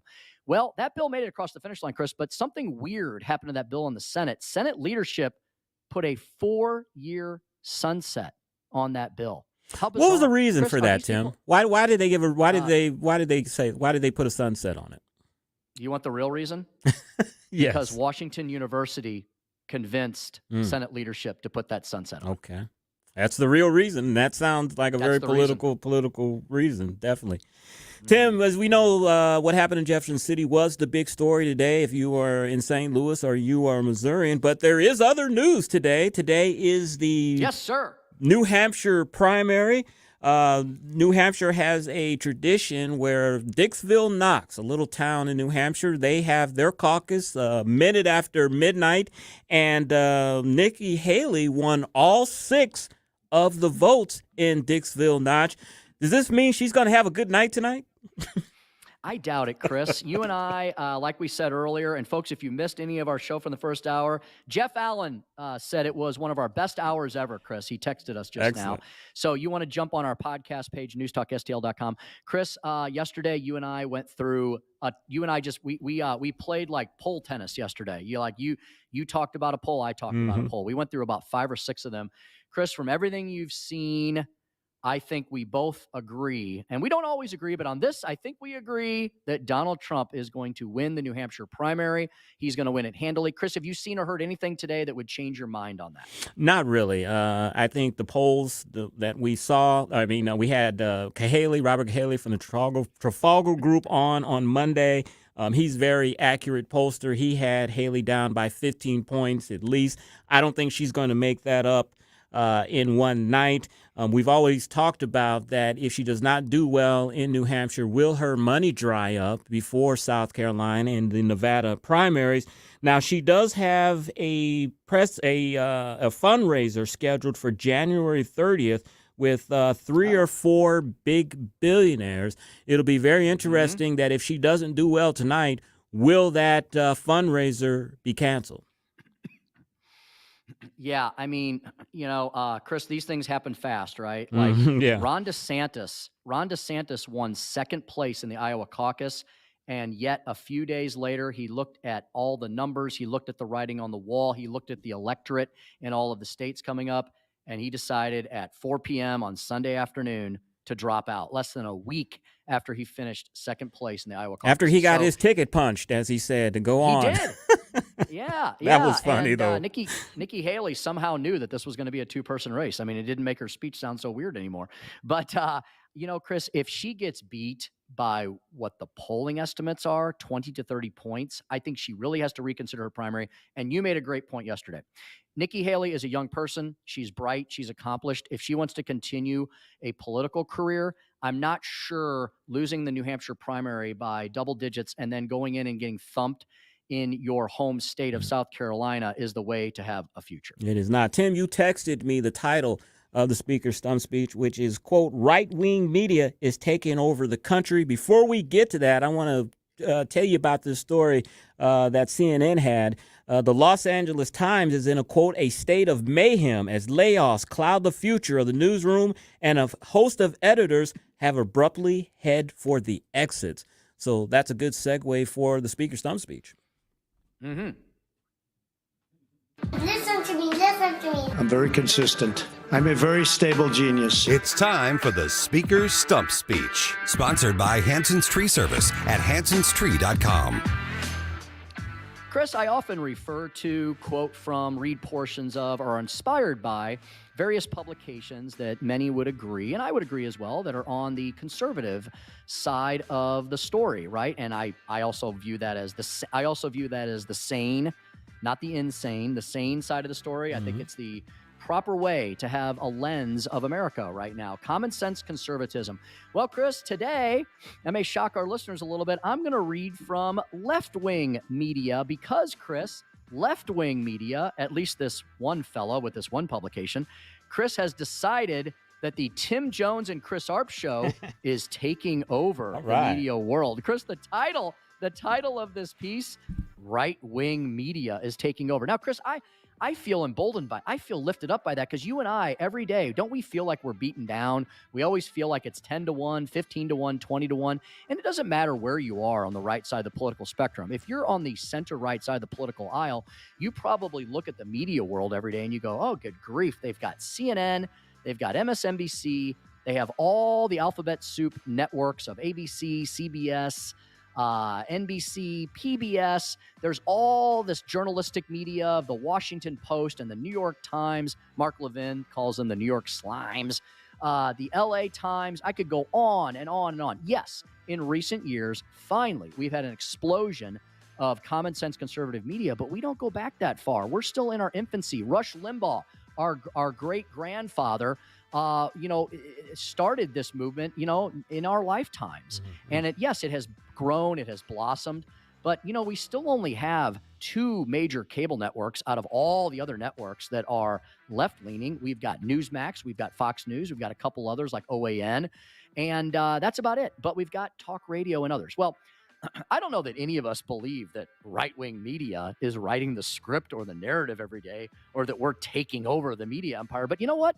Let's take the compliment. Let's look at what Michael Tomasky, the editor of the once prestigious New Republic magazine, had to say. The New Republic, of course, a very left-leaning media outfit. In fact, the actual headline is "The right-wing media takeover is," get this, "destroying America." Let me read from the article. The right-wing media is taking over across the country. This is a crisis on which liberals aren't nearly as focused as they should be. For 30 years, I've been watching the right-wing media grow and grow, and it's still expanding at a feverish pace. Oh, well, News Talk STL was just born 2.5 years ago. Okay. The people behind this effort are not going to stop until they've taken over. It's quite plausible that 15 years from now, get this, the only non-right-wing media, you know what the other word for that, Chris, is? Left-wing media. Mm-hmm. If you're not right-wing media, see, they never call themselves what they are.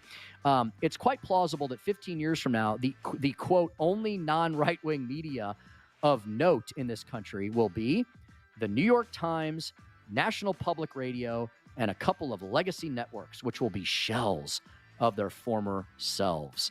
Yes, the Washington Post could easily get gobbled up.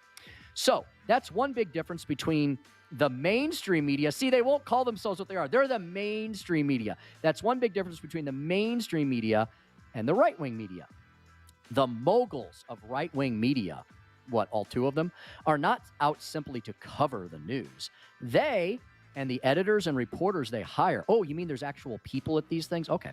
Are out to change what even counts as news because they want to remake society along illiberal Orbanesque lines. Orbanesque refers to Viktor Orban, the leader of Hungary.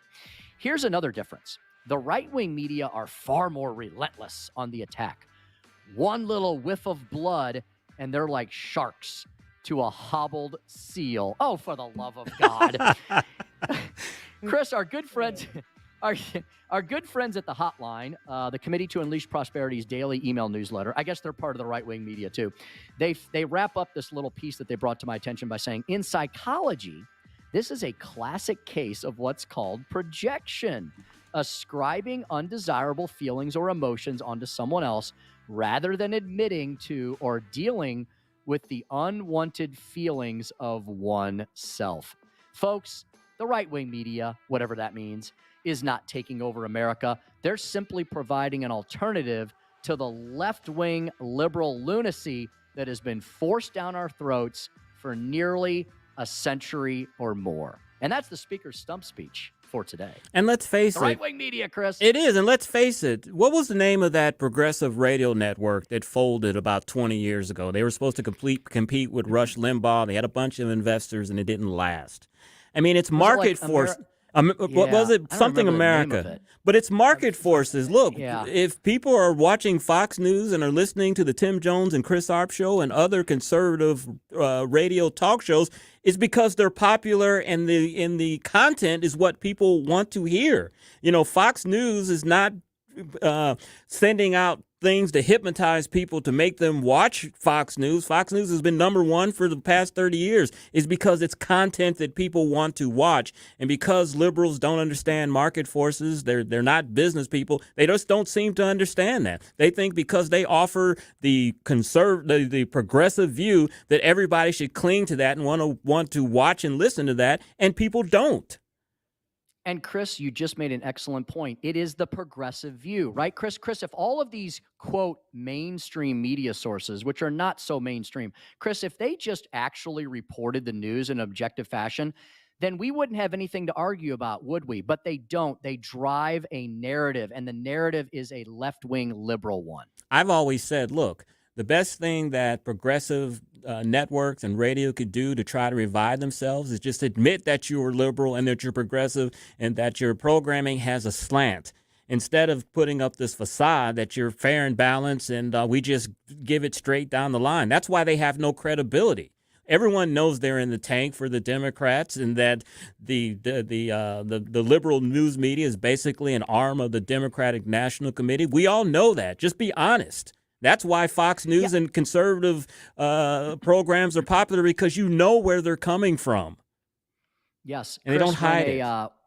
Chris, to prove that point, all folks got to do, flip through all the liberal networks. Okay, one day when a Republican of note in this country makes national news and the media doesn't like it, when Governor Ron DeSantis does something against the wokeatocracy, or Donald Trump says something about Democrats in Washington, D.C. or the deep state, or any U.S. senator or congressman, Jim Jordan uncovers something at a congressional hearing.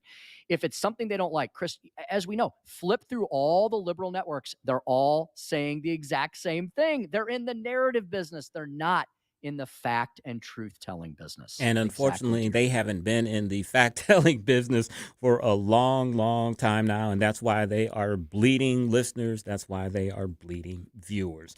When we come back, we're going to have Michael Ryan. He's the executive editor at heartlandernews.com. We're going to talk about his new ebook to help save America called You Rule, How Saving America Depends Entirely on You and What You Can Do About It. You're listening to the Tim Jones and Chris Arps Show on 1019 94.1 News Talk STL.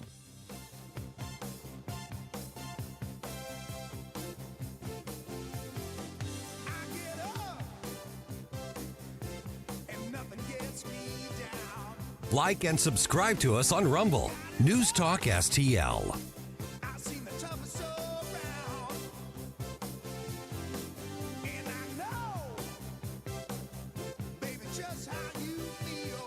I liked beer. I still like beer.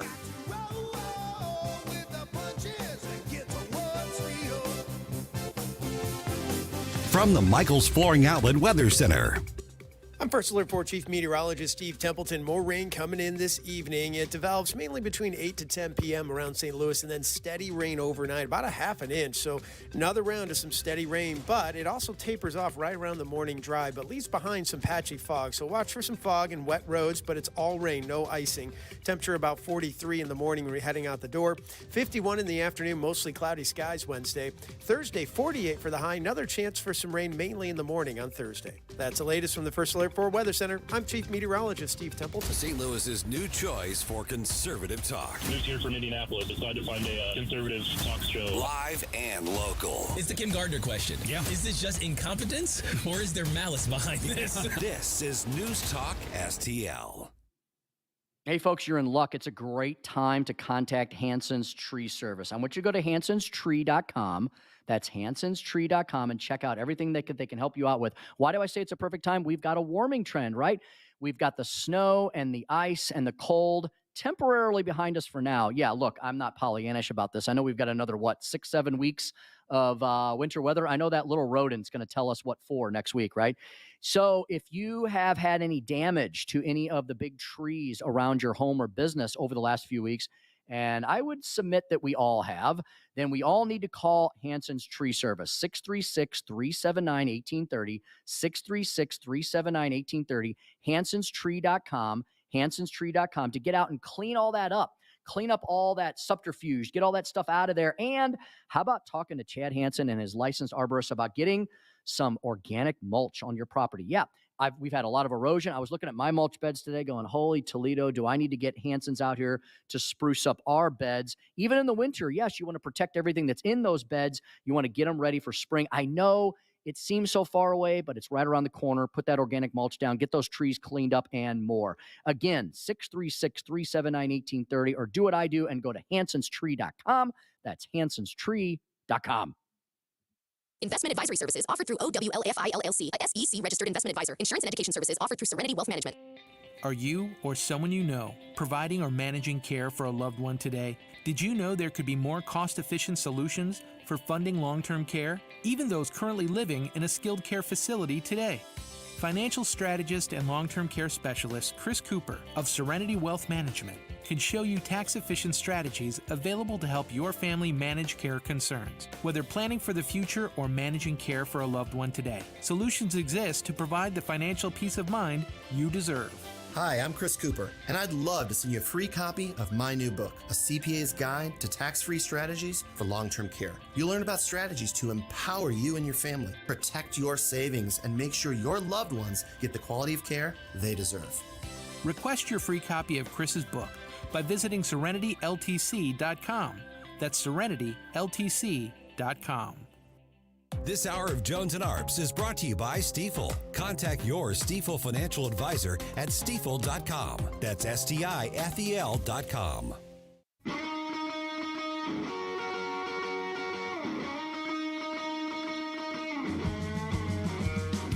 Tim Jones and Chris Arps in the afternoon.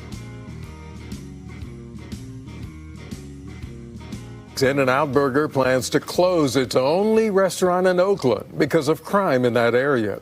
The burger chain released a statement saying the restaurant near the Oakland airport will be closing March 24th.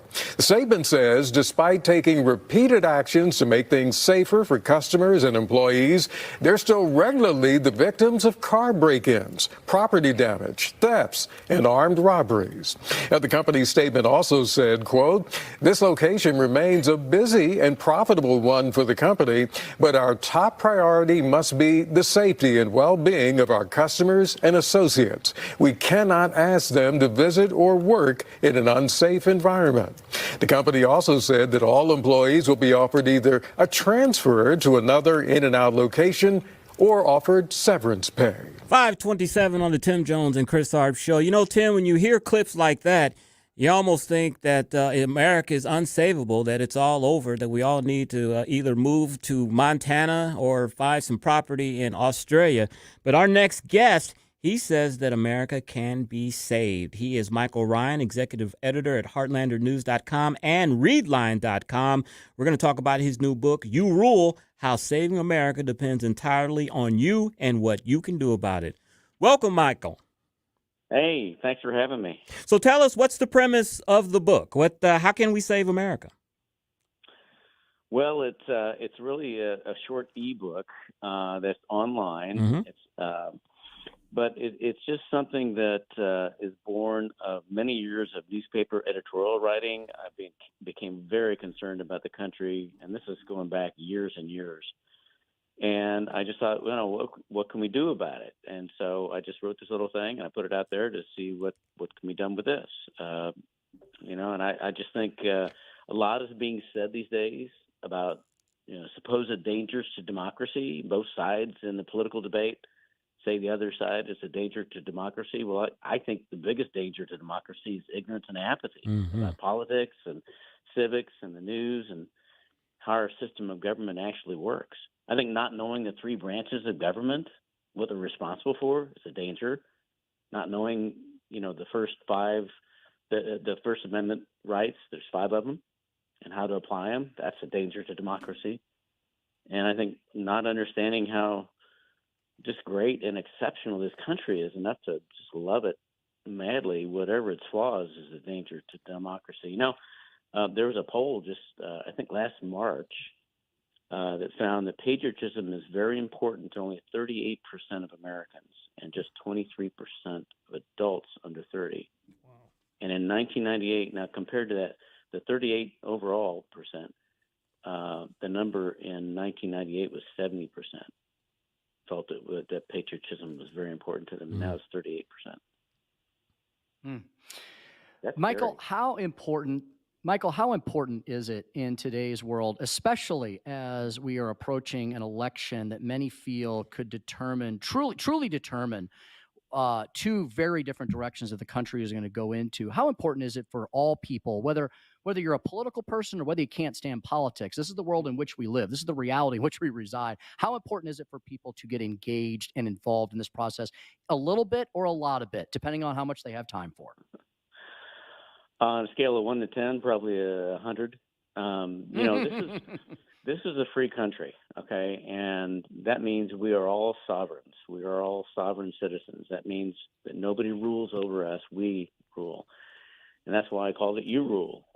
And people need to understand how the country works in order to run it. I mean, you can't, if you don't know how a car operates, you can't drive it. And we are the operators of this car. We are the board of directors of the United States of America. And it's incumbent upon us to know how it works. That's the number one thing. We need to know the system of government that we have. It's just such a great system. And then we need to apply it. We need to apply it by being good citizens. In You Rule, I've got a list of, just a few things that people can do, 10 things that people can do to save the country. And, it's the number one thing is take good care of yourself, for one thing. I mean, if you're not healthy, everything else just kind of falls away, doesn't it? Yep. But you have to know what you believe. You have to be knowledgeable about our system. You have to keep up on the news and the newsmakers. And if you don't keep up on them, you can't keep them accountable. You've got to keep people accountable that we elect and that work for those folks. Speaking with Michael Ryan, he is the executive editor at the HeartlanderNews.com and ReadLine.com. He is author of the ebook, You Rule, How Saving America Depends Entirely on You and What You Can Do About It. Michael, within your book, you talk about the 5 pillars of our civic infrastructure and the 5 tools each of us can pick up to repair it. What are those 5 tools? Yeah, well, the 5 pillars of our civic infrastructure, and I like to talk about the fact that our civic infrastructure is eroding, okay? And our 5 pillars of civic infrastructure are the knowledge that we have of our system of self-governance. That's number 1. Number 2 is being informed and involved. Number 3 is service clubs and other civic-minded organizations that you can join. Number 4 is a shared sense of spirituality and brotherhood, because we're not bound by ethnicity in this country like so many other countries. We're bound by ideas and ideals. So having a shared sense of brotherhood here in this country is so important. And then number 5 is having strong families. So those are the pillars of our civic infrastructure, and I make the case that they're eroding, and I have facts and figures just to prove it. Now, you talk about the 5 tools to repair that civic infrastructure. The way I see it, they are the 5 C's of civic construction.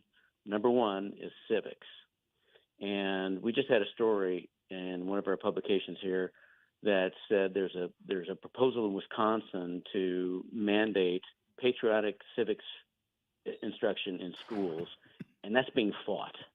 That is being fought. So number 1 is civics. The number 2 tool to repair our civic infrastructure is citizenship. We have got to understand what citizenship means and how important it is for us. I talk about the fact that we have 2 lives, really. We have our private lives and we have our public lives. Mm-hmm. And our public lives are all about citizenship. What do we do for other people? What do we do for our country? What do we do for our community? Number 3 tool to repair our civic infrastructure is civility.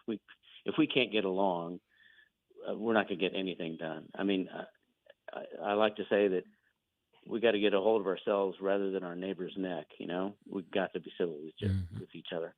Number 4 tool is the Constitution. Utilize the Constitution. It's the blueprint for the country. Just use the Constitution. And then number 5 is character. I mean, if we have got to be, our founders talked about the fact that our system of government is of no use to a people without character, without morality. Speaking to Michael Ryan, executive editor at Heartlander News, heartlandernews.com. Michael, you just made a reference to this. All of these principles, this platform, it has to begin in the home, doesn't it? Parents have to take responsibility for this. We can't rely on, especially the government to do this. The government's goal is to make the government bigger and more invasive in our lives. Michael, we were set up in this country. The country was set up through the consent of the governed. And it seems like we flipped that entirely on its head over the last few decades, if not over the last century. We need to put the people, their families, the parents of children to produce the next generations. We shouldn't be relying on government to do any of this, right? Well, certainly to the extent that we can avoid that, I think is a good thing. That the government exists to order society, protect society, and in some cases, it forms a safety net for each other. Now, in the past, that has been done mostly in the private sector, and it still is being done in the private sector. There are so many more government programs now to help people. But yeah, absolutely. We live our lives in concentric circles. In my opinion, God is the overarching circle. Amen. Then you talk about family, community, country, and self, and kind of in that order. You have to take care of yourself, but I think mostly as a vehicle to taking care of each other. Again, if you don't take care of yourself, you can't be as much use to others as you should be. Michael, I have to admit, your book is making me hungry intellectually, but it's also making me hungry physically because it is around dinner time. Your title, You Rule, that's a slogan for a popular fast food restaurant. Plus, you say within your book that America has a quote-unquote secret sauce. What is that secret sauce? Well, it's American, and thank you for asking. And I will tell you that Burger King stole my there you go. title. I had it first. All right. So, American exceptionalism, that is the secret sauce. Shortly after his election, and I'm not casting aspersions on President Obama, but after Go his ahead. election, he was asked by a European journalist whether he bought into American exceptionalism. And he said, and I can quote him, he said, "I believe in American exceptionalism just as I suspect that the Brits believe in British exceptionalism and the Greeks believe in Greek exceptionalism." I remember that. Well, with all due respect to the former president, his answer shows a misunderstanding of the term. What he was describing was national pride, which most countries share. It's not the same thing. By definition, exceptionalism means you're an exception. For example, there are former athletes in various halls of fame whose exploits are well documented, well deserving of special recognition, but they weren't inducted into their Hall of Fame because they're proud of them. Their parents were already proud of them, okay? They're in the Hall of Fame because they were exceptional. They were objectively better than their peers. And I would argue that our system of government is better than our peers. It's exceptional. And that's what American exceptionalism is all about. The Constitution, with its three branches of government, co-equal but separate, and the separation of powers among them, so no one, theoretically, gets too powerful, like the king we threw off. It's not a matter of pride. It's a superior system of government. That's the secret sauce of this country. I agree. Michael, you talk about how exceptional the country is. You just talked about why it's exceptional. You also mention in the book, You Rule, how saving America depends entirely on you and what you can do about it. You also talk about how fragile it is. It's exceptional, but it's also fragile. A constitutional republic, a representative democracy is fragile. That means, Michael, we all bear an individual responsibility to get educated on these issues, to buy your book and learn about how we can all participate, because everybody, no matter what their profession is, no matter what their job or their career is, we're all Americans. And so we all have a responsibility to help make sure that America survives, don't we? Absolutely. And when you talk about the fragility, it's rather ironic, isn't it, that the most powerful country in history is one of the most fragile. And that, again, goes back to the fact that we're not bound together by ethnicity. We're bound together by ethic. What we believe, what our shared beliefs are. our ideas and our ideals. And if we don't agree on those things to the point where we can't talk to each other, and that's where we're getting. I mean, look at this, the anti-social media that we're involved in now. Look at our politicians. We can't agree on anything in Washington, D.C. You know, we're really pushing the limits of what this country and its system can sustain with our division. Michael, you cite in your book that only 20 to 25% of high school students test proficient in U.S. history and civics. 37% of adults can't name even one of the 5 rights in the First Amendment, and 33% are unable to name 3 branches of government. Can this be turned around in one generation? No, it can't. This has been eroding for decades. You know, I talk in You Rule about how we got here, and it really goes back to the post-World War II era, you know, in the 1960s especially, and that's when I came of age. The Vietnam War, the civil rights struggle, the women's rights struggle, the assassinations of the 60s, it all flooded the country with a lot of angst, a lot of protest, a lot of cynicism. And it's really the cynicism that is the corrosive material that has really hurt us ever since. You can hear it in the music of the time. I've got the Forrest Gump soundtrack, and they play a lot of the great music from the 60s. And you can hear the angst in the music of the time. And, you know, then subsequently you had the Pentagon Papers and Watergate, and our dishonest and cynical government didn't help matters at all. So the bottom line there is our young generation at the time asked a lot of serious questions of society, and society's answers weren't very good at all, to put it mildly. So we have a lot of divisive things going on there, and even some of the positive things that went on served to divide us. For instance, TV, air conditioning took us inside, away from our neighbors. You know, mobility and sprawl took us out from the cities into the suburbs. So even some of the good things that happened in the 60s and 70s and starting in the 50s served to divide us. And, you know, one other thing I'd mention is the fact that we used to join service clubs like Rotary and Kiwanis and Lions and American Legion, all these things that did things for other people. And now we mostly, and I'm not the first to observe this, now we mostly join organizations that get us discounts. You know? And, good point. You know, and so it's inward looking, number one, and number two, there's no meetings, right? When was the last time you were in an AARP meeting? Yeah, so if there's no meeting, there's no socialization. There's no community. Kind of a simple but profound development there. Absolutely. Indeed. Michael, before we go, tell us once again how we can pick up the book, why people should pick up the book, and why it's so critical, especially during these times. Well, thank you for asking. I made You Rule into an ebook. It's very short. It's a quick read. It's only 99 cents. It's out there on Amazon, and it's at a place called bookbaby.com.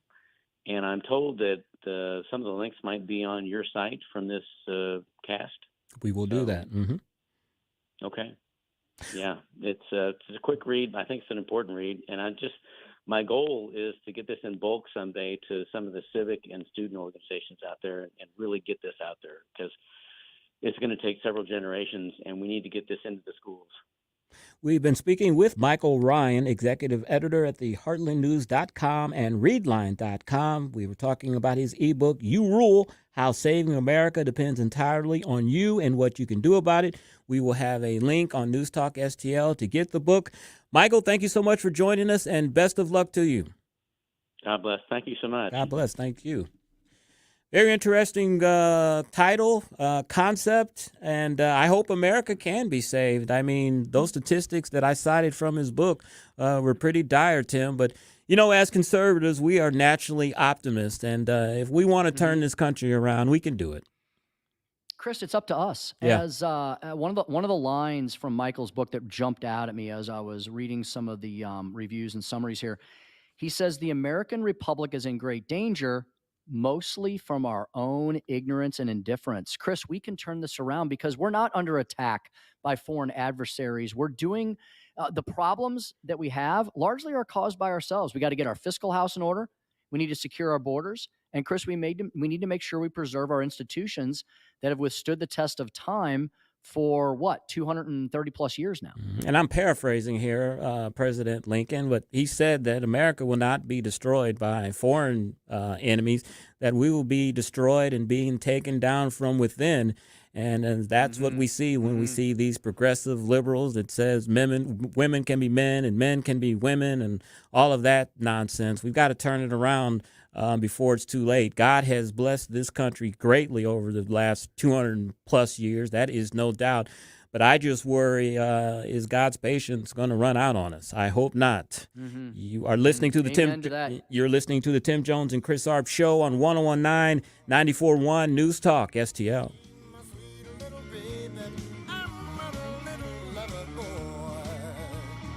Like and subscribe to us on Rumble. News Talk STL.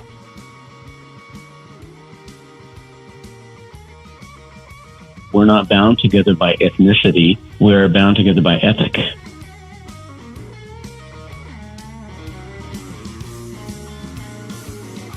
From the Michaels Flooring Outlet Weather Center.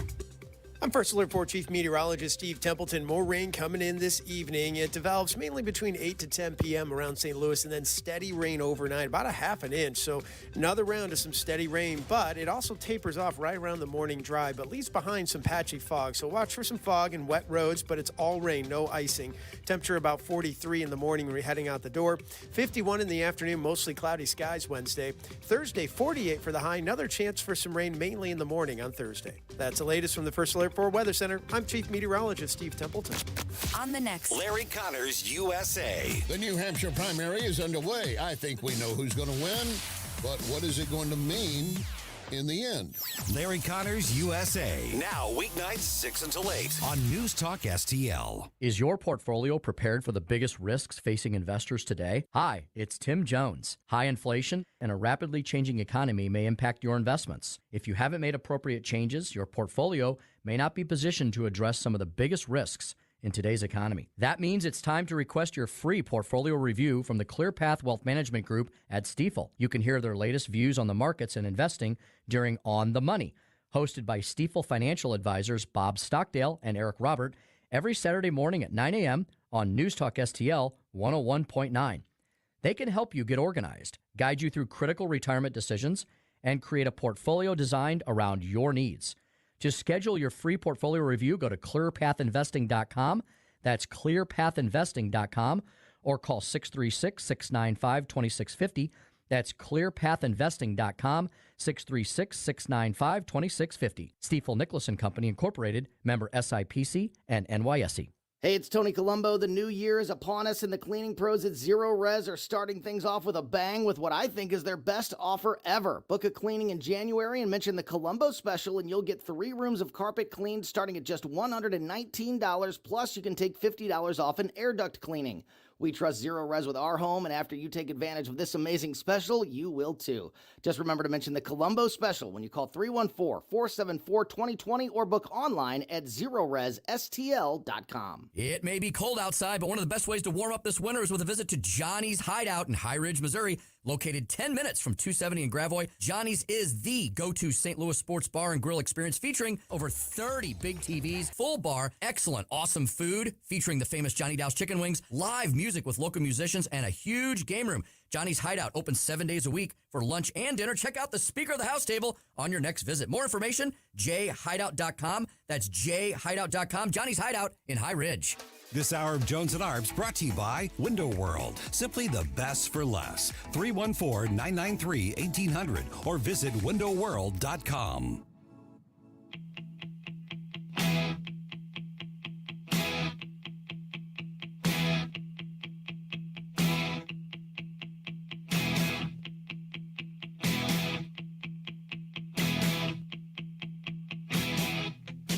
Tim Jones and Chris Arps in the afternoon. Wasting all my time. 5:50 on the Tim Jones and Chris Arp Show. You know, Tim, today's speaker stump speech was how the right-wing media is taking over, which basically means the left is scared to death. I know you are a fan of Dave Portnoy, and we've got a clip here I want to play for you. I did quite a bit of research before we finalize this deal, because Barstool, in some senses, I feel like, we have, 300 creators, and they are across the spectrum politically how they feel. We have very liberal people, very conservative people. So, but we because of me, because probably I interviewed Trump, it's like, oh, Dave's conservative. So I went, looked at Rumble. You can find anything for anybody there. And most importantly for me, something that I'm strong is the free speech. I do not want to be beholden to YouTube. It used to be Twitter more so, or Facebook, where whatever they view of the world they have, or whatever they're feeling that moment, you have to play by their rules. Yeah, the best part, I think, kind of like the thing that makes Rumble fly, in the sense creators loving it and their streams growing, is that you get to be authentic. Exactly. And we are well aware here, Tim, as you know, at News Talk STL, of cancel culture, censorship. I've lost how many times we've been thrown off YouTube, our show, Vic's show, all the shows here. What's your thoughts on this new deal at Barstool Sports and Rumble? Chris, could you imagine a world where we did not have all this new media, right? I mean, we would be screwed, right? We would have to sit around and take all of our marching orders and all of our talking points from 3 or 4 dinosaur media legacy networks that promote one narrative over the other, and that's basically the narrative of far left-wing liberalism. It's unfortunate that we just don't have classical liberals anymore. They become okay. I always wonder, when they talk about those of us on the right side of the political spectrum and they say we're extremists, I always am confused by that, Chris. What are we extreme about? We want more taxes. We want more freedom and liberty. We want government to protect more of our actual constitutional God-given rights.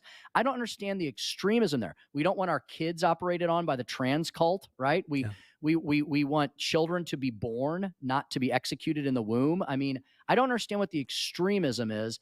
Thank goodness, Chris, for all these media sources, because otherwise, Chris, we would just, anything that gets too big, not everything that's big, but a lot of things that get too big, big government, big corporations, big tech. A lot of times those things become very much opposed to the idea of individual self-governing freedom and liberty. So thank God for Dave Portnoy and Barstool Sports. I think the thing that scares them the most is that most conservative people are Christians, and we have Christian values, and they don't want to have their values being exposed to the light of our values, and that offends them, and that scares them. That's extremist to have values and to believe in the things that you were talking about, not having experiments on kids, the LGBTQ movement where we're having story time with drag queens reading to kindergartners, because we don't want that, and that's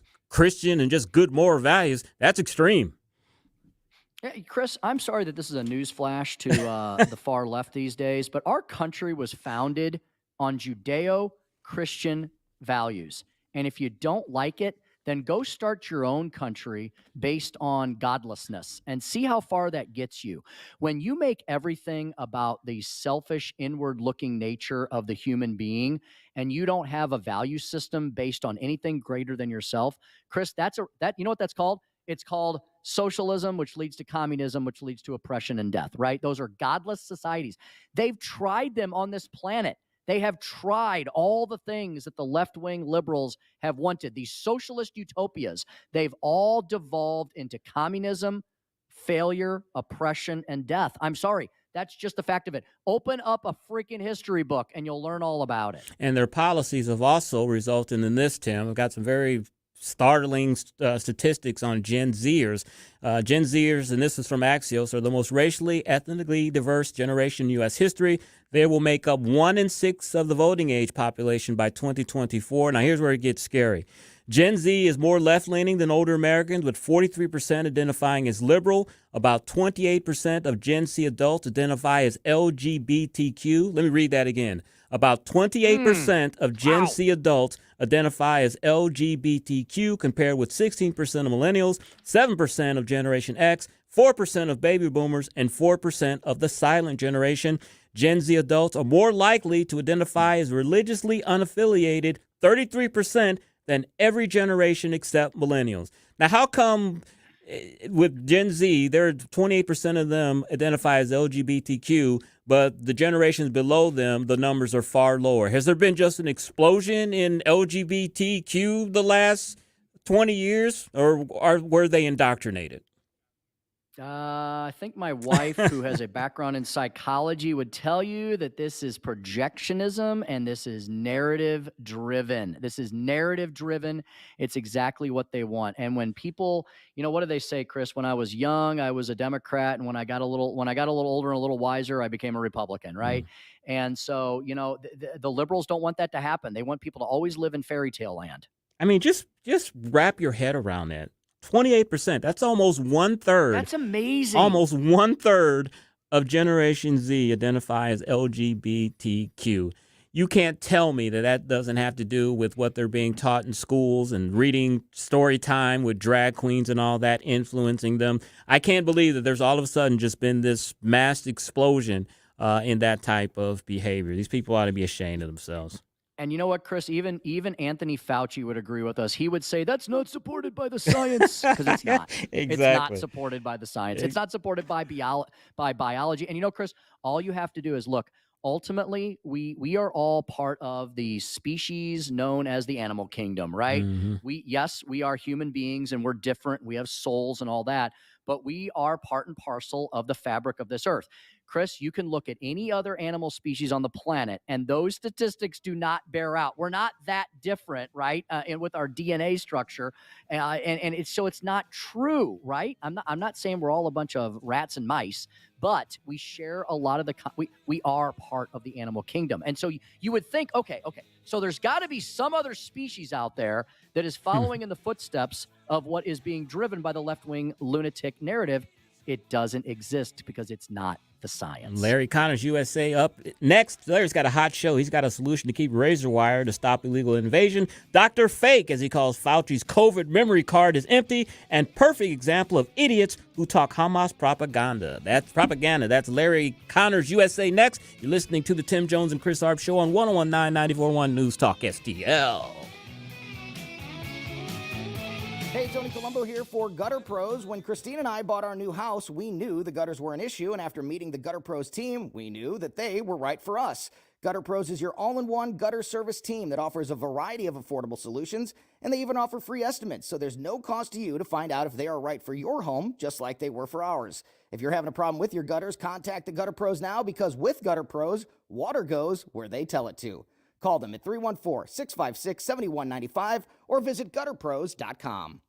News Talk STL is proud to have Doug Voss as part of our lineup every week. Doug has been a staple on St. Louis radio for many years as one of the leading financial experts in the area.